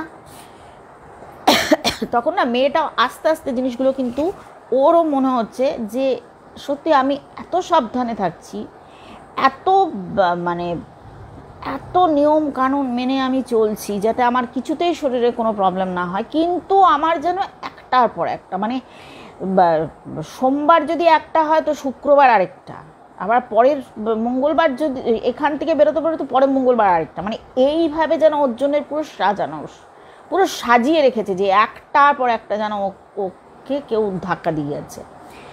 ও নিজেও প্রচণ্ড বিধ্বস্ত হয়ে গেল। মানে ওর এরকম অবস্থা হলো যে এবার মানে মনোবিদের কাছে যেতে হবে যে পারছি না, আর নিতে পারছি না, এরকম যখন অবস্থা, তখনও একটা কোনো ফ্রেন্ডের কাছ থেকেই পাক নাকি গুগল থেকে পাক, যে যেখানে জায়গা থেকে কোথাও একটা পেলো, চেন্নাইতে একজন সাধক আছেন, তিনি নাকি মানে কেউ যদি কারোর সঙ্গে কোনো শত্রুতা করে যদি কিছু কাজ করে থাকে, তাহলে সেটা সারানোর জন্যে তিনি একদম মানে ধন্বন্তরী। শুধু তার কাছে গিয়ে কিন্তু বহুদিন ধরে পড়ে থাকতে হয়, তার হাতে এত পেশেন্ট থাকে, এত মানে এই জিনিসটার এত পেশেন্ট থাকে যে তার কিন্তু প্রচুর সময় লাগে, সেখানে ধরে রাখতে হবে। তখন ও মা বাবাকে বলল যে যাবে, একবার আমাকে নিয়ে যাবে ওই ভদ্রলোকের কাছে, ওই সাধকের কাছে, চলো তো আমাকে একবার নিয়ে চলো তো মা। তখন ওর মা দেখলো যে সত্যি তো মেয়েটার তো মানে এইটুকু একটা বাচ্চা মেয়ে, এই জীবনটা এখন মানে ওকে তো সেটেল করতে হবে, ওর হয় চাকরি করবে, নয় পরবর্তী ক্ষেত্রে বিয়ে করবে, বা কিছু একটা পজিটিভ কিছু ঘটাতে হবে মেয়েটার জীবনে। একটা মানুষ তো এইভাবে মানে শেষ হয়ে যেতে পারে না। দিনে দিনে যেন মেয়েটা একদম মানে মানসিক দিক দিয়েও একদম শেষ হয়ে যাচ্ছে। তো মা বাবা ঠিক করলো চলো দেখি না একবার, ঠিক আছে চলো, ধরে নিই যে চিকিৎসা করাতেই আমরা যাচ্ছি, কারণ আমরা তো কোনো ডাক্তার বলছে না ওর শরীরে তো কোনো বড় অসুখ নেই, যেগুলো হচ্ছে এগুলো তো হতেই পারে সর্দি কাশি, কিন্তু এরকমভাবে কিন্তু আমরা সাধারণত কেউ ভুগি না যে আজকে যদি আমার সর্দি কাশি হলো তো যেই সর্দি কাশিটা শেষ হলো 7 দিনে সঙ্গে সঙ্গে আবার আমার একটা প্রবলেম হয়, এরকমভাবে কিন্তু আমরা ভুগি না। সবাই ভোগে পেটের অসুখ, মাথা যন্ত্রণা বা এগুলো মানে খুব সাধারণ অসুখ, কিন্তু এইভাবে কেউ ভোগে না। খুব অস্বাভাবিক লেগেছে, ওদেরও অস্বাভাবিক লেগেছে। তখন ওরা সেই চেন্নাই চলে যায় এবং সেখানে গিয়ে থাকে, এবং সেই ভদ্রলোকের সঙ্গে খুব মানে তার ডেট পেতে সময় লাগে, যাই হোক সে অনেক কিছু করে ধরে প্রচুর কষ্ট করে তার সঙ্গে দেখা করে। তিনি পুরো ব্যাপারটা শোনেন, শুনে বলেছে যে হ্যাঁ ঠিক আছে। এবার তো উনি ওনার তো নিজস্ব কিছু পদ্ধতি আছে যে ঠিক আছে আমি দেখি ব্যাপারটা। তারপরে উনি বোধহয় 2 দিন বা 3 দিন বাদে আসতে বলেন, তখন ওরা আবার যায়। তখন উনি বলেন যে ও বাবা, এই যে চেন্নাইতে যে তোমার যে বয়ফ্রেন্ড ছিল, এক্স বয়ফ্রেন্ড, তার সঙ্গে তার দিকে আকৃষ্ট হয় এই মেয়েটি, ওখানে সেও কিন্তু বাঙালি, সেও ওখানে চাকরি করে। তো সেই মেয়েটি যখন আকৃষ্ট হয় তখন সে আগে যার সঙ্গে বিয়ে হওয়ার কথাটা স্থির ছিল আর কি, তার সঙ্গে সে ব্রেকআপে যায়, ঠিক আছে। তারপর ধীরে ধীরে এই ছেলেটির সঙ্গে তার আলাপ তো হয়েছিল সেটা না, তো তারপর ধীরে ধীরে সে ঘনিষ্ঠ হয়, এবং ঘনিষ্ঠ হওয়ার পর যখন বুঝতে পারে যে এই মেয়েটি সঙ্গে তো ওর আর কিছুদিনের মধ্যেই বিয়ে হয়ে যাবে, ঠিক আছে। তো ছেলেটিও সম্ভবত ওকে ওকে তারও খুব পছন্দ হতে শুরু করে, ঠিক আছে। তো এরকম যখন হয় তখন দুজনে মিলে স্থির করে যে আচ্ছা একটা কিছু ব্যবস্থা করা হোক যাতে সাপও মরে লাঠিও না ভাঙে। মানে যেহেতু দুটো পরিবার একদম এগিয়ে গেছে, সেখানে এমন একটা কিছু করতে হবে যাতে মেয়েটাকে বিয়ে করার কোনো প্রশ্নই ওঠে না। তখন দুজনে মিলে কারোর কাছে গিয়ে কিছু একটা করেছিল, ব্ল্যাক ম্যাজিকের মতো কিছু একটা ঘটনা যেটা ঘটে, যার ফলে ওর ওই প্রবল অ্যাক্সিডেন্টটা হয়েছে। তো এবং কিন্তু তারপর ওর সাথে কিন্তু কিছু একটা আছে যেটা কখনো ওকে সুস্থ থাকতে দেবে না, কখনো না। বললো তাহলে আমাকে এটা তো রিটার্ন পাঠাতে হবে, আমার কিন্তু কিছু করার নেই। মানে এর হাত এই পুরো ব্যাপারটা থেকে তোমাকে বার করে নিতে গেলে কিন্তু সেটা অনেক দিন সময় লাগবে আমার। সেই জিনিস তৈরি করে তোমাকে আমার বাঁচাতে আমার প্রচুর সময় লাগবে। তাহলে হচ্ছে কতদিন লাগবে? 1 মাস? বলছে হ্যাঁ হ্যাঁ 1 মাসের মধ্যে নিশ্চয়ই হয়ে যাবে। আমরা 1 মাস সেখানে বসে থাকবো। ওর বাবা মাও বলে যে আমার মেয়েকে শুধু বাঁচিয়ে দিন, আমরা আর নিতে পারছি না এই যন্ত্রণাটা, এই মানসিক যন্ত্রণাটা নেওয়া যায় না। আমাদেরও একটি সন্তান, তার এই অবস্থাটা আমি দেখতে পাচ্ছি না, বাবা মা দুজনেই বলে। তখন বলে আচ্ছা ঠিক আছে তোমরা এখানে থেকে যাও, আমি মানে থেকে যাও এই কথাটা উনি বলেন, মানে ঠিক আছে তাহলে অমুক একটা ডেট দিলাম, মানে সেটাও প্রায় মাসখানেকের মাথায়, 20-25 দিনের মাথায়। 20-25 দিনের মাথায় যখন ওরা আসে তখন উনি ওখানে একটা পুজো মতো একটা কিছু করেন, কিছু ইয়ে করে ওকে একটা কিছু দেন যে এটা তুমি ইয়ে করো, এটা তুমি আংটি করে কি গলায় কিছু রাখবে, যাই হোক সেটা কিছু একটা দিয়েছেন। দেওয়ার পর বলল যে বাবা এর কিন্তু একটা আনফর্চুনেট ব্যাপার হবে, মানে আমি তো রিটার্ন দিলাম, ওটা তো ফেরত গেলে কিন্তু ওদের একটা ক্ষতি হবে। তখন ও বলে যে না বাবা, একদিন আমি তো আমার সম্পর্কে তো আমি তো সিরিয়াস ছিলাম, এবং আমি ছেলেটার সঙ্গে যেহেতু আমি তার ব্যাপারে যথেষ্ট দুর্বল ছিলাম, সেহেতু আমার দিক থেকে যেহেতু আমি ওর সঙ্গে কোনো কিছু মানে ওকে তো ব্লাফ দিইনি, আমি বিয়েই করবো স্থির ছিল। আমি চাই না ওরা যেরকম আছে থাক না, ঠিক আছে, ওদের যেন কিছু ক্ষতি না হয়, তুমি দেখো বাবা ওদের যেন ক্ষতি। বললো না বাবা এটা তো আমার হাতে নেই মা, এইটা কিন্তু আমার হাতে কিচ্ছু নেই, ওদের একটা ক্ষতি হবেই, ওদের একটা কিছু ভয়ঙ্কর ক্ষতি হবে, সেটা তোমরা দেখো। তোমরা সেটা কি কিছু দিয়ে আটকানো যায় না? বলছে না তাহলে তোমাকে বাঁচানো যাবে না, কারণ তোমার কাছ থেকে আমি ওকে সরিয়ে দিয়েছি। ওদের কিন্তু এটা ধরে নাও যে এটা তো মানে খোদার উপর খোদগারি করতে কে চেয়েছিল, তো সেটার তো একটা রিটার্ন পেতে হবে বাবা।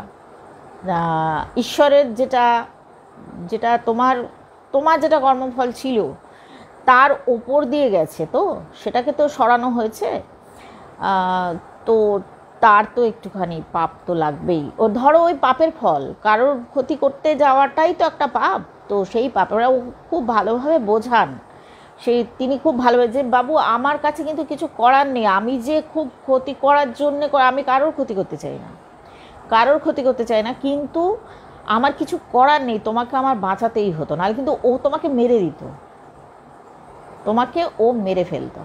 তোমাকে যখন আমি যখন তোমার বাবা মাকে এই অবস্থা দেখতেই পাচ্ছ, তাদের কাছে যখন আমার সুস্থ সন্তানটা ফেরত দিতে হচ্ছে, তাহলে সেখানে ওদের একটা কিছু মানে আমি ক্ষতি করছি না, যে জিনিসটা রিটার্ন যাচ্ছে সে ক্ষতি করবে। ক্ষতি ওদেরও হয়েছিল, আমার না বলতে ইচ্ছা হচ্ছে না, মানে ঘটনাটাই আমার বলতে ইচ্ছা হচ্ছে না, এটা বরঞ্চ উজ্জ্বই থাক। ওদের একটা খুব বাজে জিনিস হয়েছিল, ঠিক আছে, সেটা এত সেন্সিটিভ ইস্যু আমি না বলতে চাইছি না এখানে, আমার ভালো লাগছে না বলতে, আমার শুনে আমার ইয়ে হয়ে গেছিলো,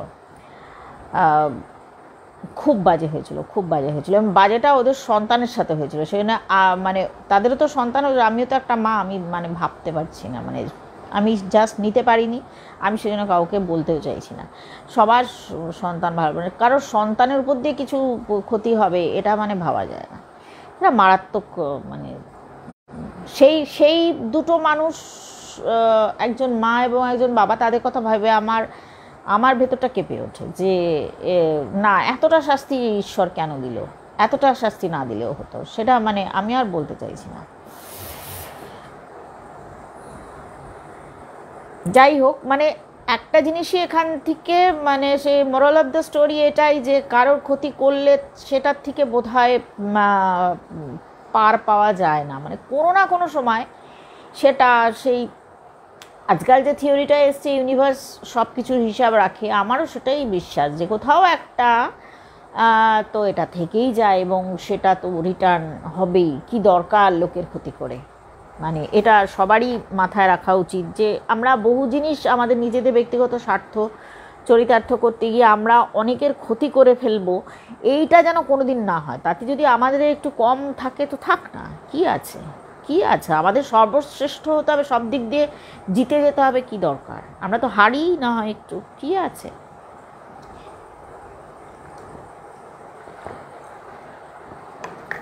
তাও ক্ষতি করা উচিত না, তাই না?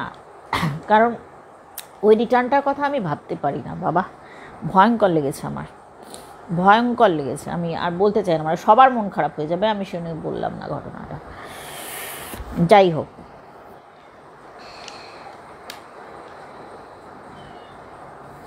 আচ্ছা এরপর একটা ঘটনা বলি।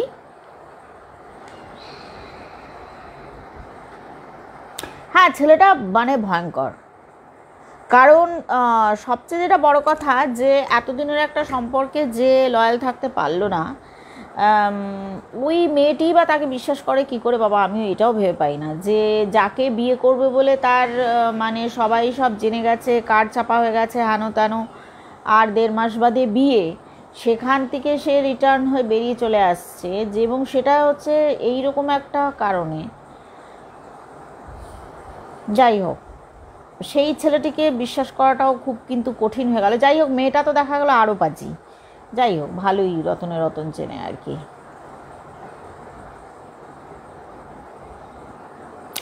একদমই তাই, একদমই তাই, একটা ব্ল্যাক ম্যাজিকের সবসময় খারাপ হয়।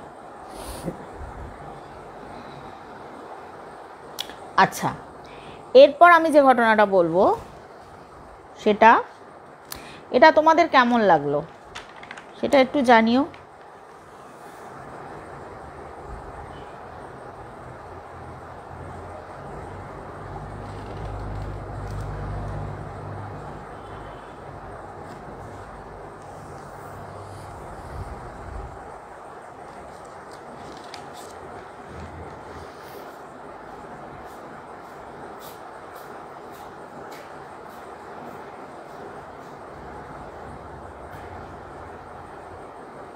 হ্যাঁ হ্যাঁ, একদম ভাই, একদম ঠিক বলেছে, একদম ঠিক বলেছে।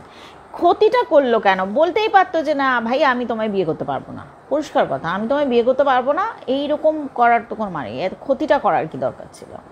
বিয়ে করবো না, কে কাকে মাথায় বন্দুক ঠেকিয়ে বিয়ে করবে? কেউ না। মেয়েটাকে যদি ও রিজেক্ট করে দিত যে না আমি তোমায় বিয়ে করবো না কারণ আমার জীবনে আর অন্য একজন এসছে, মেয়েটা মেনে নিত, 2 দিন কষ্ট হতো মেনে নিত। মেয়েটার এত বড় ক্ষতি করার তো কোনো মানে মানে কোনো যুক্তিই নেই, কোনো যুক্তি নেই। খুব খুব হীন মনের একটা ব্যাপার।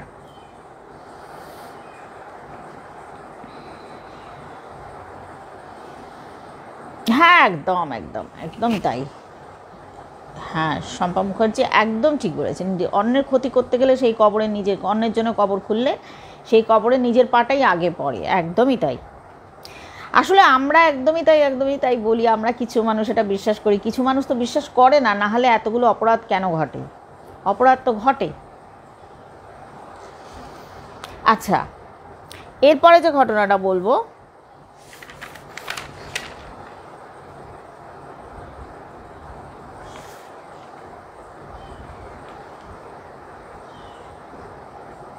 এবার যে ঘটনাটা বলবো সেটা আমাকে অগ্রিমা পাঠিয়েছে, তো তোর ঘটনাটাই যা বলছি সেটা হচ্ছে এটা বেশ কিছুদিন আগের ঘটনা, মানে বেশই ধরুন আমাদের আগের প্রজন্ম বা তার আগের প্রজন্মের বেশ অনেক দিনের ঘটনা, আগের ঘটনা।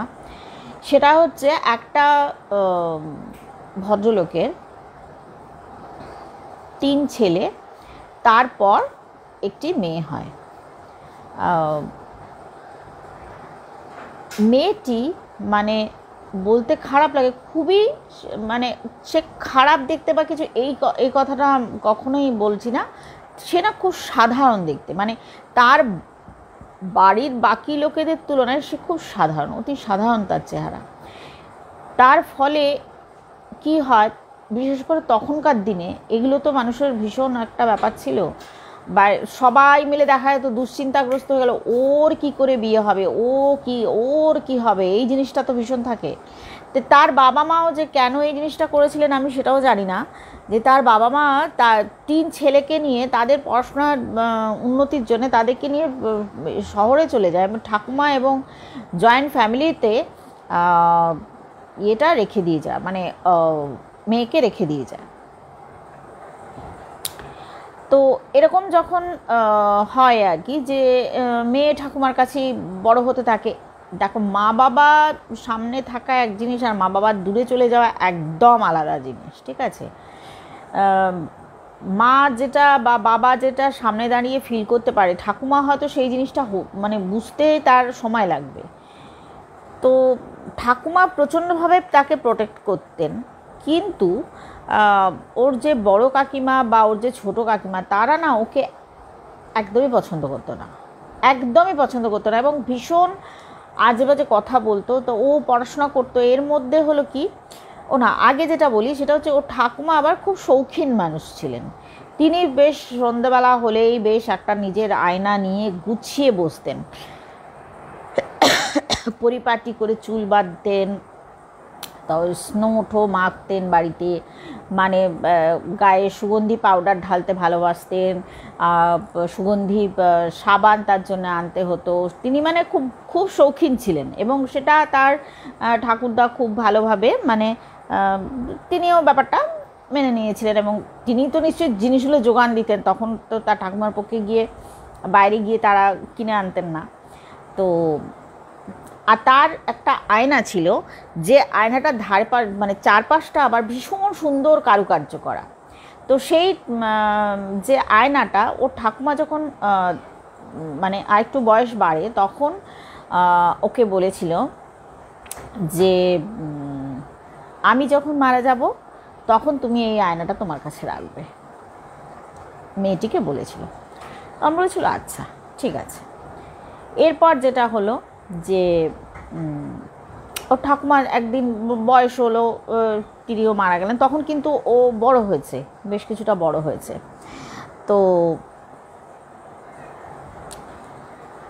যখন ও ঠাকুমা যেই মারা গেল, বাড়িতে কিন্তু কাজের লোক আছে, কিন্তু দেখা গেল প্রতি কথায় কথায় ওর ওই বড় কাকিমা বা ছোটো কাকিমা কেউ না কেউ এসে ওকে খুব বড় বড় দায়িত্বগুলো দিতে শুরু করলো। বড় বড় দায়িত্ব বলতে, ওরা যেহেতু জয়েন্ট ফ্যামিলি, বাড়িতে হয়তো 70-80টা রুটি হয়, আর একটু গ্রামের দিকে তারা খায়ও অনেক। হ্যাঁ, সেই সন্ধ্যেবেলা হয়তো সেই রুটিগুলো হবে, পুরোটাই বলতো তুমি করো, এই আজকে রুটিটা তুই কর, এরকমভাবে বলতো। তো সেও বলতো আমার তো কালকে পড়া আছে, হ্যাঁ পড়াটা করবি, তারপরে করবি, কর, রুটিগুলো কর। বা হয়তো যে তরকারি হবে সেটাও তো মানে যথেষ্ট ভালো পরিমাণে হবে, নে আলুগুলো পুরোটা কাটতো, মানে ও যাতে পড়তে না পারে।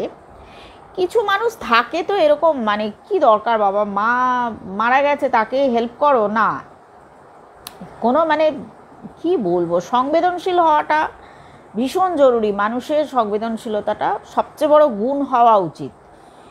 তো এবার একদিন দেখা গেল যে ওর বড় কাকিমা এসে বলল যে এই আজ রুটিগুলো করতো, আমার মেয়েকেও আমি পাঠাতাম, কিন্তু ওর না হাতে ব্যথা পেয়েছে, যার জন্যে ওর শরীরটা ভালো নেই, তুই রুটিগুলো কর, আর ওই মানে মেখে বেলে দে, আর ওই যে ওই আরেকজন যে কাজের লোক আছে সে সেকে টেকে দেবে। মানে সে মাখবে বেলবে ও শেখবে সেটাও হবে না, কিন্তু মানে শারীরিক পরিশ্রমের ভাগটা ওর ঘাড়ে। তো কি করবে, ও মনের দুঃখে সেটা করলো। কিন্তু পরের দিন যে ঘটনাটা ঘটলো সেটা খুব সাংঘাতিক হলো। সেটা হচ্ছে ওই মেয়েটি আছাড় খেলো, ওই যে জেঠিমা না, মানে বড় কাকিমা, যে তার মেয়েটি আছাড় খেলো। আছাড় খেয়ে হাতে মানে বীভৎস ব্যথা পেলো, হাতে পুরো মানে মানে ব্যান্ডেজ বাঁধতে হলো, মানে কাপড় টাপড় দিয়ে। তখনকার দিনে তো ওরকম কথা ডাক্তারের কাছে ছুটতো না, সবাই বাড়িতেই যা পারলো সেরকম আর কি ব্যান্ডেজ শক্ত করে বেঁধে দেওয়া হলো তার হাত। সে এতটাই জোরে ব্যথা পেলো। যে ঠিক আছে এটা প্রথম ইনসিডেন্ট, কেউ সেরকমভাবে খেয়াল করলো না।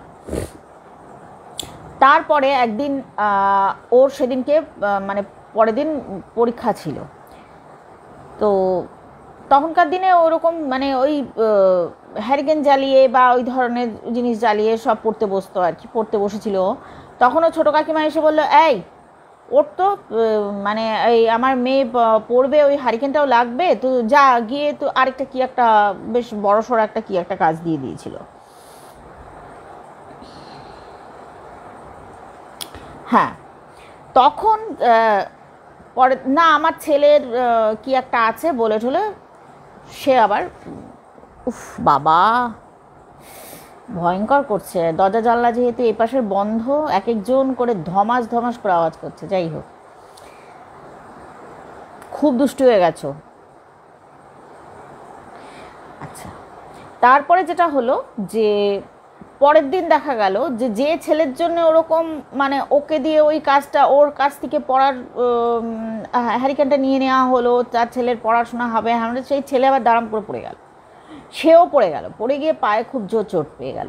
এইরকম যখন দু একটা ইনসিডেন্ট ঘটলো, তখন ও আরেকটা জিনিস যেটা কমন হলো সেটা হচ্ছে সেই যে বড় বউয়ের যে মেয়ে বা ছোট বউয়ের যে ছেলে, তারা দেখতো যে তাদের যে আয়না, তাদের যে আয়না, সেই আয়নার মধ্যে যেন মাথার কাছে যেন সেই মানে তারা ঘুমের মধ্যে দেখতো নাকি সজাগ অবস্থায় দেখতো, তারা দেখতো যে সেখানে যেন দুটো জ্বলন্ত চোখ তার দিকে তাকিয়ে রয়েছে, একদম জল জল করছে দুটো চোখ। এটা দেখে তারা পরের দিন এই ঘটনাটা বলতো।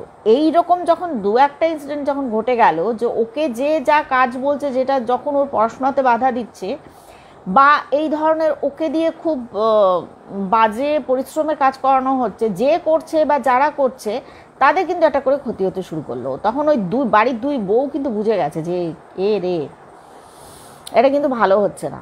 তখন ওরা কি করলো, ওই বড় বউ যে সে কি করলো, যে ও একদিন মানে কলেজে গেছে, তো স্কুলে গেছে না কলেজে গেছে তখন এরকম আর কি, তো দেখা গেল যে ওই যে আয়নাটা সেটা নিয়ে গিয়ে একদম পেছন দিকে একদম ঝোপঝাড়ের মধ্যে ফেলে দিয়ে চলে আসে। ও তো এসে খুঁজছে খুঁজছে, ও তো খুঁজে পাচ্ছে না, কিছুতেই পাচ্ছে না। এবার বাড়ির সবাই তো জানতো যে ওখানে ওরকম হয়েছে আর কেউ ফেলে দিয়ে এসছে। কেউ আর ও যতবার বলছে আমার সেই আমার ঠাকুমার আয়না কোথায় গেল, ঠাকুমার আয়না কোথায়, কেউ ওকে কোনো হেল্প করার কোনো ব্যাপার নেই বা কেউ কিছু ওকে বলছেও না যে ওখানে ফেলে দেওয়া হয়েছে বা কিছু। হঠাৎ দেখা গেল সেদিনকে রাত্রেবেলা সবার মুখের ধার পাশে ঘা হয়ে গেল, প্রচণ্ড ঘা ঘা ঘা, মানে খুব যে করে ভয়ঙ্করভাবে ছড়িয়ে গেছে তা না, কিন্তু ঘা হলো। এই ঘাটা দেখে কিন্তু ওর ওই যে বড় কাকিমা সে বলল, না বাবা, আমি পরের দিন সে গিয়ে আবার ওখান থেকে জিনিসপত্র তুলে তুলে নিয়ে এসে পরিষ্কার টরিষ্কার করে আবার রেখে দিল। পরের দিন দেখা গেল সবার ঘাস হয়ে গেছে। ওর বাপের বাড়িতে সবাই বুঝে গেল যে একে কিচ্ছু ঘাঁটানো যাবে না, একে ঘাঁটালেই কিছু একটা পানিশমেন্ট সবাই কিন্তু পাচ্ছে। তার কিছুদিন বাদে মেয়েটি আরেকটু যখন বড় হলো তখন ওকে বিয়ে দিয়ে দেওয়া হলো। বিয়ের পর ও তো বিয়েতে গেছে, শ্বশুরবাড়ি গেছে, তো সেখানেও গিয়ে ও বড় ছেলের বউ আর কি, বড় ছেলের বউ হিসেবেই ও গেল। বড় ছেলের বউ হিসেবে যখন ও গেছে তখন ওর অনেকগুলো ননদ টনদ রয়েছে। আর তখনকার দিনের সোশ্যাল স্ট্রাকচার তো একটু অন্যরকম ছিল। এখনকার দিনে সাধারণত আমি দেখি যে বিয়ে হলে সবাই সবার সঙ্গে সখ্যতা করার চেষ্টাই করে, তখনকার দিনে দেখা গেল যে পুরো উল্টো, মানে ননদরা সব সময় চেষ্টা করছে যে বউকে কি করে হ্যাকেল করবে, ওকে ওর জিনিস নিয়ে আর ফেরত দেবো না ইত্যাদি ইত্যাদি, এরকম একটা টেন্ডেন্সি দেখা দিল। তা ও তো ওরকম মানে ও তো কিছু বলতে পারতো না, নতুন বউ ওর জিনিসপত্র নিয়ে নিত এরকম। একদিন দেখা গেল যে ওর একটা খুব সুন্দর শাড়ি ছিল, সেটা সম্ভবত ওর ঠাকুমার শাড়ি ও নিয়ে গেছিলো, সেটা খুব কিন্তু খুব দামি শাড়ি সেটা। তা ওর একজন ননদ এসে বললো যে তোমার ওই শাড়িটা আমি নেব। তখন ও বললো, দিদি এটা নিও না, এটা তো আমার ঠাকুমার, মানে অনেক দিন আগের শাড়ি, নষ্ট হয়ে যেতে পারে, ছিঁড়ে যেতে পারে, তুমি হয়তো সাবধানেই পরবে কিন্তু ছিঁড়ে যেতে পারে। তো সে বলল, ও এই মানে তোমার দেওয়ার ইচ্ছা নেই, তার মানে এত জটিল কথা বলার তো দরকার নেই, তুমি পরিষ্কার বলো যে তুমি দেবে না। এরকম যখন হলো, ও তো বুঝতে পারলো যে বাবা এ তো মহা ঝামেলার ব্যাপারে, তো নেবেই। সেই শাড়িটা সে নিয়ে গেল, কিন্তু সেটা খুব একটা না ছিঁড়ে সে আবার ফেরতও দিল। এর কিছুদিন বাদে যেটা প্রথম ইনসিডেন্টটা হলো, সেটা হচ্ছে ওর হাতে একটা কঙ্কন ছিল। সেই কঙ্কন দেখে ওর আরেক ননদ বলল যে আমি এটা পরবো। ঠিক আছে, ভালো কথা। তা ও বললো, ও কঙ্কনটা দেখা গেলো ও না কিছুতেই বার করতে পারছে না, ও খুব কষ্ট করে ওর হাত থেকে খুব কষ্ট করে ওটা খোলা হলো। তা মেয়েটি ও সেটা পড়ে চলে গেল, মানে ও ননদ যে সেটা পড়ে চলে গেল। পড়ে গিয়ে এবার পরের দিন ও যখন মানে কোনো বিয়ে বাড়িতে গেল বা কোথাও একটা গেল, সে আবার কোনো একটা অনুষ্ঠান বাড়িতে গেল, সেখান থেকে সে ফিরে এসে ওটা খুলে রাখলো।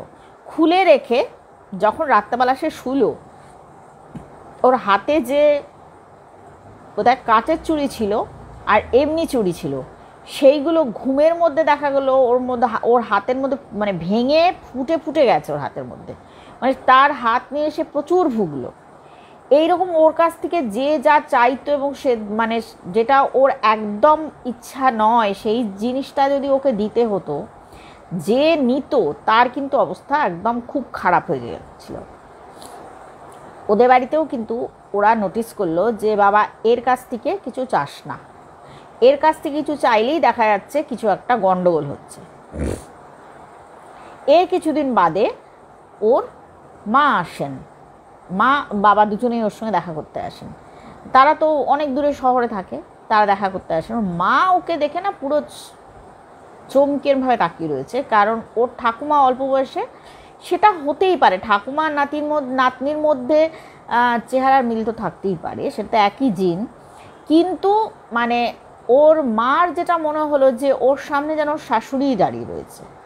গলার আওয়াজটা পর্যন্ত, মেয়ের গলার আওয়াজটা পর্যন্ত চেঞ্জ হয়ে গেছে। ঠাকুমার একটা বিশেষ, এগুলো আমি সবই বলছি যে এগুলো কিন্তু খুব কমন হতে পারে, এটা হতেই পারে, মানে খুব সাধারণ ঘটনা এটা।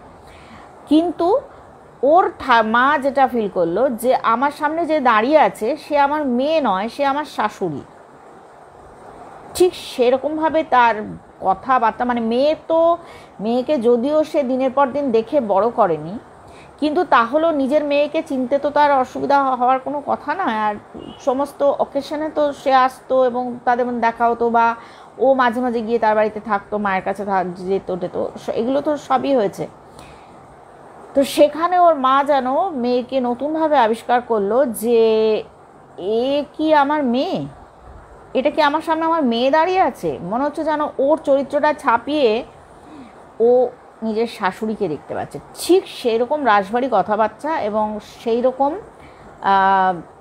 শৌখিন সাজ, যেটা মেয়ের একদমই ছিল না। মেয়ে খুব শৌখিন একদমই ছিল না।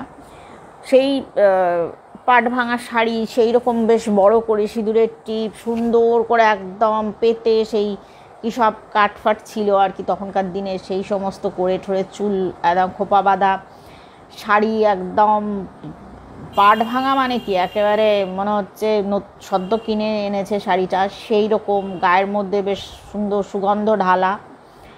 এই সমস্ত কিছু দেখে টেকে ওর মা বলল, উড়ে সর্বনাশ, এ আমার মেয়ে নয়, এটা আমার মেয়ে হতেই পারে না। পুরো এইরকমভাবে কারো ক্যারেক্টার পাল্টে যেতে পারে না। মানে ভীষণই কেমন একটা লাগলো। এবং ওর মা যে ওকে দেখে রীতিমতো মানে ভয় পাচ্ছে, এবং সেটা যে ওকে দেখতেও ঠাকুমার মতো সেইটা হিসাবে, সেটাতে কিন্তু মেয়েটা বুঝতে পেরে মেয়েটার খুব ভালো লাগছে যে আমাকে তাহলে কি একদমই ঠাকুমার মতো লাগছে। হতেই পারে সে হয়তো অবচেতন মনে ওই ক্যারেক্টারকে তার ভীষণ পাওয়ারফুল বলে মনে হতো, এবং মনে হতো যে এরকম হলে আমার সঙ্গে কেউ পারবে না। যেহেতু তিনি অসাধারণ ব্যক্তিত্বময়ী ছিলেন, সেটা ইনহেরিটেডও হতে পারে, যে না ঠিক আছে হতেই পারে, আবার সে অ্যাডপ্ট করেছে সেটাও হতে পারে। যে কোনো কারণেই হোক এই জিনিসটা কিন্তু তার মধ্যে একটা মানে ট্রান্সফরমেশন বলা যেতে পারে, যে সে একদম, বললাম তো তার মা তাকে চিনতে পারছে না, যদিও তার মা তার সঙ্গে প্রতিদিন কাটায়নি, কিন্তু তাহলেও তার মা তাকে তো চিনতো খুব ভালোভাবে। সেই থেকে কিন্তু একটা জিনিসই হয়েছিল, বাপের বাড়ি বা শ্বশুর বাড়িতে তার একটা অসম্ভব একটা সম্ভ্রমের জায়গায় সে নিজেকে নিয়ে যেতে পেরেছিল।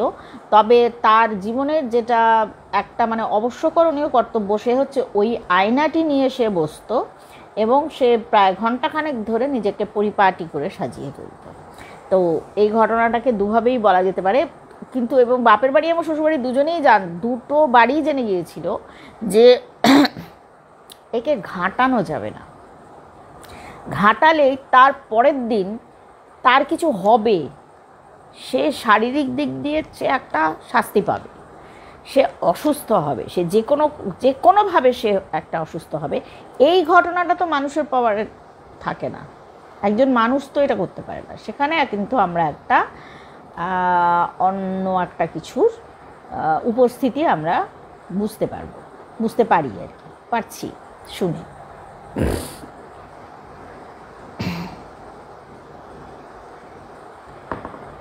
তোমাদের কেমন লাগলো?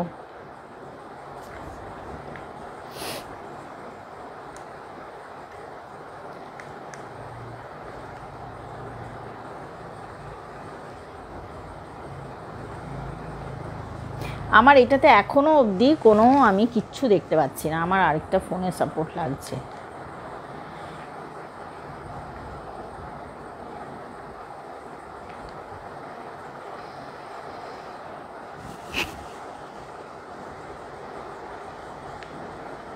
আচ্ছা আচ্ছা, এই খনার বচনটা জানতাম না। হ্যাঁ, মা বাবার তো কী করে এটা পারতো, এটাই আমার কাছে অদ্ভুত লাগে। এটা কি করে পারতো?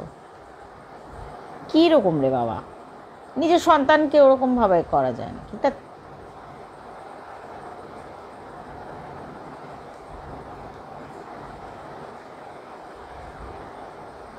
আচ্ছা ঠিক আছে, আর একটা গল্প বলি। এই ধরনের ঘটনা কিন্তু আমি অনেকগুলো শুনেছি, মানে হয়তো আমি এরকম একটা ঘটনা কিন্তু বলেছিলাম। এই ঘটনাটা কিন্তু মানে এরপরে যে ঘটনাগুলো আছে আমার কাছে আর কি, এগুলো যেমন একদমই একটু অন্য রকমের লাগলো। আচ্ছা এইটা বলি।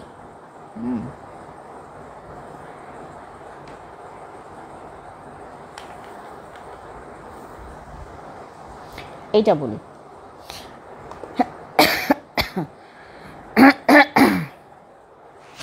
শুরু হলো আমার কাশি। এই লন্ডনের একটা মানে একটা কাউন্টি, ঠিক আছে, তবে লন্ডন শহরের উপরেই আমার আমি সেই ঘটনা তোমাদের সঙ্গে শেয়ার করেছি সবার সঙ্গে।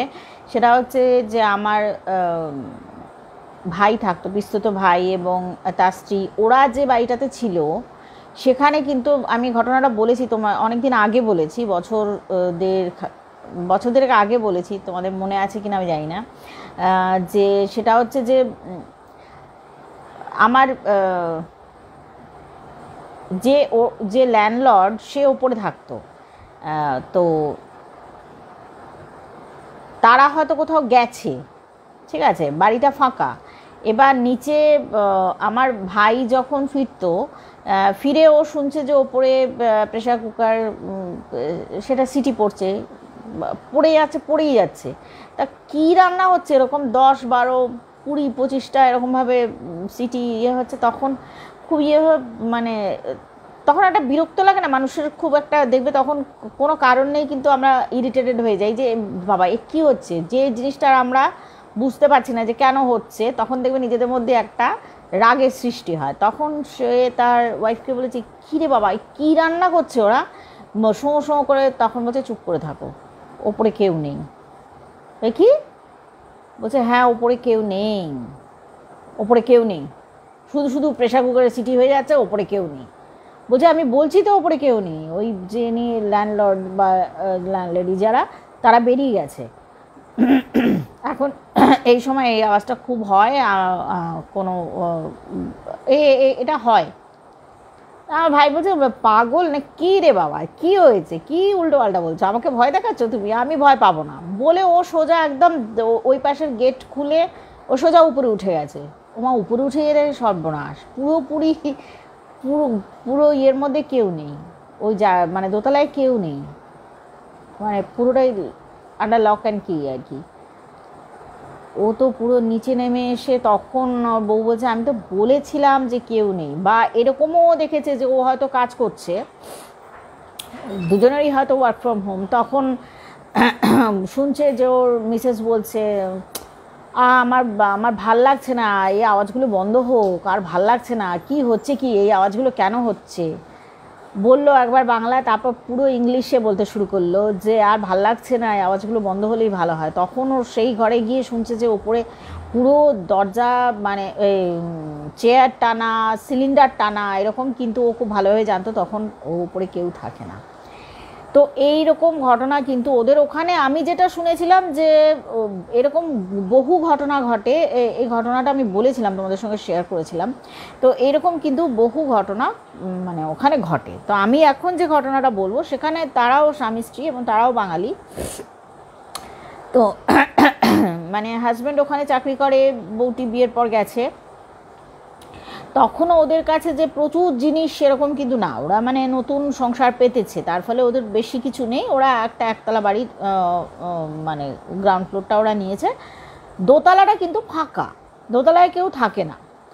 আর ওদের বাড়ির পরে হচ্ছে একটা মাঠ, তারপরে একটা আবার ওরকম একটা ও তো আবার সেম দেখতে সব বাড়ি থাকে, সেরকম একটা সেম দেখতে বাড়িতে ওর ইয়েরা থাকে, ল্যান্ডলর্ডরা থাকে, মানে তাদের ওইটাও বাড়ি এটাও বাড়ি, ভালো কথা, ওরা ভালোই আছে, ওপরে কেউ নেই, বাঁচা গেছে, এরকম একটা ব্যাপার আর কি। তো ওরা থাকে ওদের প্রথমে কিছুই প্রবলেম হয়নি, ওরা বেশ ইয়ে থাকে। আর ওদের দুজনের হাজব্যান্ড ওয়াইফ, মানে ওয়াইফও তারপরে চাকরি পেয়ে যায়। তারপরে যেটা হয় যে ওরা হয়তো এক সময় দুজনের ইয়েটা পড়ছেও না, টাইমটা ঠিক অ্যাডজাস্ট হচ্ছে না, মানে দুজনে এক সময় হয়তো বাড়িতে থাকছেও না, এরকমভাবে ওদের ডিউটি আওয়ার্স ছিল, এরকমভাবে শিফট হতো। তো ঠিক আছে, কে আসতো রান্না করতো, এরকম তো বউটা এসে রান্না বান্না করতো, চেষ্টা করতো হাজব্যান্ডের জন্য একটু কিছু খাবার টাবার বানিয়ে টেনে রাখা। তো ও যখন ওরকম রান্না করতো তখন ও একদিন হঠাৎ করে খেয়াল করলো যে ওপরে কিন্তু একটু আওয়াজ হয়েছে কিছু, তখন ও একটু বেরিয়ে টেরিয়ে দেখছে যে কাউকে তো দেখতে পাচ্ছে না সেরকমভাবে। তো ঠিক আছে, তারপরে ও খেয়াল করলো যে একজন ওর ঘরের পাশ দিয়েই হচ্ছে সিঁড়ি, তো সেখান দিয়ে একজন মহিলা, একজন ব্রিটিশ মহিলা এরকমভাবে ওদের দিকে, ওরা তো সবাইকে হাই হ্যালো করে, তো গুড মর্নিং গুড আফটারনুন এইসব তো সব হলো ঠলো, তো সেরকমভাবে কিন্তু একজন ভদ্রমহিলা, এটা ও হাজব্যান্ড আসার পর ও হাজব্যান্ডকে বললো যে ইয়ে হয়েছে জানো তো, এরকম একজন ওপরে এসছেন একজন, বললো আচ্ছা ঠিক আছে। তো এরকম যখন হতে প্রায় ওনার সঙ্গে দেখা হয়, ইয়ে বলে, তো ও ডাকে আসুন না আমার বাড়িতে আসুন, একটু চা ফা খেয়ে যান, বলছে পরে আসবো বলে এরকমভাবে চলে যায়। তখন প্রায় 7-8 দিন বা আরও বেশ কিছুদিন বাদে আর কি, তখন ওই ওর যে ল্যান্ডলর্ড আর কি বা ল্যান্ডলেডি তাদের সঙ্গে দেখা হয়েছে, তখন বলছে তোমরা ওপরে যে মহিলাকে রেখেছো খুব ভালো হয়েছে। সে বলছে হ্যাঁ, কি বললে তুমি? তো আমি বলছি না, ওপরে যে যাকে রেখেছো আর কি, বা যে টেনেন্ট এসছে খুব ভালো ভদ্রমহিলা। আমি টেনেন্ট রেখেছি? কে বলেছে? কোনো দোতলা পুরো ফাঁকা। কি বলছো তুমি? আমার সঙ্গে রেগুলার দেখা হয়, বলতে গেলে মানে সপ্তাহে 2-3 দিন করে আমার সঙ্গে দেখা হয়, ওনারা থাকে, ভদ্রমহিলা থাকে। বলছি কীরকম দেখতে বলো তো? বলছে এরকম বেশিরভাগ সময় উনি একটু লাল টাইপের একটু গাউন পরে, লাল খয়েরি এরকম মেজেন্ডা এরকম। ভদ্রমহিলা মুখ পুরো একদম মানে শুকিয়ে এইটুকু হয়ে গেল, বললো আচ্ছা ঠিক আছে আমি দেখছি। পরের দিন দেখা গেল উনি একজন প্রিস্টকে নিয়ে আসলেন এবং তিনি বেশ অনেক কিছু মানে করছেন আর কি, ওই দোতলা গেলেন, পুরো বাড়িটা ঘুরে কোনো হোলি ওয়াটার দিচ্ছেন এরকম আর কিছু একটা রিচুয়ালস তিনি করছেন, দিয়ে তারপরে আর ওই ভদ্রমহিলা সে ক্রস এঁকে টেকে সে মানে অস্থির, তখন বলছে কী করছো তোমরা, ওই ভদ্র এটা কি হচ্ছে, ও তো বুঝতে পেরেছে কিছু একটা হচ্ছে, তখন বলছে না বাড়িটা মানে ওই বন্ধন টাইপের আর কি, বাড়িটাকে আমরা ইয়ে করছি এরকম করেছিলাম, তো ওটা কেন এরকম নষ্ট হয়ে গেল, কি হলো কিছু তো বুঝতে পারছি না। আসলে তোমরা তোমাদের বাড়িতে তোমরা তো হিন্দু না, বলছে হ্যাঁ ইন্ডিয়ান যখন হিন্দু, ইন্ডিয়ান যখন হিন্দু কথাটা ভুল, মানে তোমরা ইন্ডিয়ান আর হিন্দু তাই তো, বলছে হ্যাঁ। বলছে তোমাদের ঘরে নিশ্চয়ই তোমাদের দেব দেবীর ইয়ে আছে, বলছে হ্যাঁ সবই আছে, এই তো কালী আছে ইয়ে আছে যা যা ছিল, বলছে বাবা ওই জন্য জোর বাচ্চা বেঁচে গেছো। তো এই আসলে ইনি যে খুব যিনি আছেন তিনি যে খুব ক্ষতিকারক জিনিস তা না, কিন্তু ওরা হাজব্যান্ড ওয়াইফ এরকম এসছিল মানে বছর 3-4 আগে এসছিল, এবং আমি তোমাদের কাছে এই ঘটনাগুলো ইয়ে হয়ে গেছি, কারণ এই ঘটনাগুলো বললে কেউই তো আসবে না, তো তোমরা তো এখানে মানে তোমরা তো ঠিক এই দেশের নয়, তো সেই জন্যে আমি তোমাদের কাছে কি সেরকমভাবে কিছু বলিও নি, তা যে ওরা এসে এরকমভাবে ছিল হাজব্যান্ড ওয়াইফ, তো খুব ঝগড়া হতো, তার লোকটা ভালো ছিল না, মানে লোকটা খুব পাজি টাইপের লোক ছিল, তো সে ওরকম একদিন ওকে স্ট্যাব করে খুন করে দেয় ওর মিসেসকে, বৃদ্ধ কিন্তু তারা যথেষ্ট মানে বয়স্ক, স্ট্যাব করে খুন করে, এবং সে কিন্তু এখন জেল খাটছে, এবং তার চেয়েও যেটা অদ্ভুত ব্যাপার জেলের ভেতরে ওকে মোটামুটি মানে মানে সবাই জানে যে ও পাগল, ও ভীষণ চিৎকার করে, মানে ও প্রত্যেকদিন রাত্রেবেলা বোধহয় মানে চিৎকার করে যে আমাকে স্ত্রী মানে মারছে, মানে এসে ওকে বোধহয় পিটুনি দেয় বা এরকম কিছু একটা হয়। আর এই তারপরে ওর মারা যাওয়ার পর এরকম আমি অনেক কিছু করে ঠোরে মানে ওদের যা যা করার সেগুলো করে ঠোরে, তারপরে কবর টবর হয়ে যাওয়ার পর যখন আমি মানে তার কিছুদিন বাদে ঘরে ওই বাড়িতে থাকতে দিই, তারা কেউ 1 রাত কি 2 রাত, তার বেশি ওইখানে কোনো টেনেন্ট থাকেনি। তারপরে আমি ওর জায়গাটা ভেবেছিলাম যে বা যা আমি ধরেই নেবো যে ওটা আমার নেই আর কি এরকমভাবে। তারপরে তোমাদের একতলায় কিন্তু কোনো দিন খুব একটা কিছু প্রবলেম হয় না, আর তাছাড়া তোমাদের তো অনেক এসব হিন্দু দেবদেবীর সম্পর্কে আমরা তো শুনি, তো সেই জন্যে আমার সেই বিশ্বাস থেকে আমি তোমাদের দেখো তো সেই দেখো তোমাদের কিন্তু কিছু হয়নি সবসময়।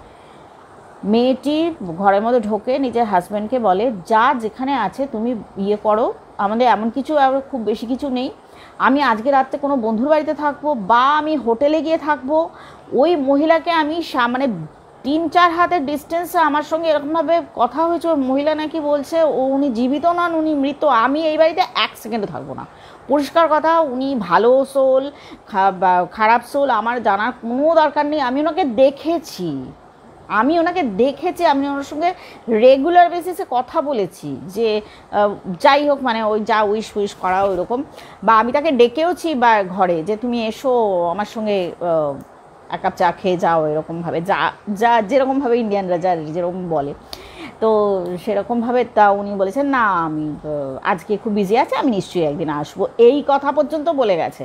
আমি এখানে মরে গেলেও আমি থাকবো না, সেই রাত্রে ওরা ওখানে মানে ওদের যা যা লাগবে বলে আমরা তারপর বাড়ি ফাড়ি দেখে উঠে যাবো, ওটা তো আবার একটা বড় প্রসেস, ওটা তো দুম করে হয় না, তো বলেছে সেই কদিন আমি হয় আমি কোনো মানে আমি কোথাও অন্য যে কোনো জায়গায় গিয়ে থেকে যাব, আমি রাস্তায় থাকবো সেও ভালো, আমি এখানে থাকতে পারবো না। ওরা ওখান থেকে বেরিয়ে চলে আসে, খুব স্বাভাবিক, আমি হলো তাই করতাম, মেয়েটি যেটা করেছে আমি একেবারেই তাই করতাম, কখনোই ওখানে থাকতাম না।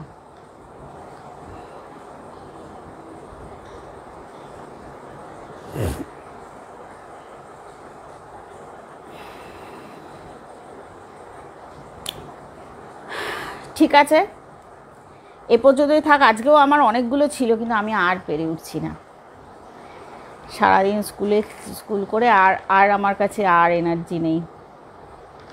1.5 ঘন্টা বলেছি, হ্যাঁ আজকে তাহলে এই থাক। মৌমিতা মুখার্জি, চন্দনা ঘোষ, পিয়ালি গুহ, আমি সবসময় দেখি এটা সবসময়, কিন্তু আমার মনে হয় সবার কাছে নোটিফিকেশান যাচ্ছে না।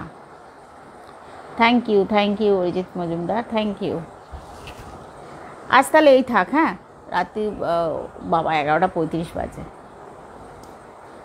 আজকে যাই, আবার পরের শুক্রবার আছে আমার। ঠিক আছে, thank you Itali Gupta, thank you Sarbani, Sumi, Sudipta, thank you সবাইকে অসংখ্য ধন্যবাদ। আমি তাহলে এখানেই শেষ করছি, ঠিক আছে? আমি চেষ্টা করবো এর চেয়ে আরেকটু আগে আসতে, নাহলে না রাত্রে আমি দেখেছি আমারই নিজের মানে এনার্জিটা কমে আসছে। ঠিক আছে, শুভরাত্রি, আসছি, টাটা।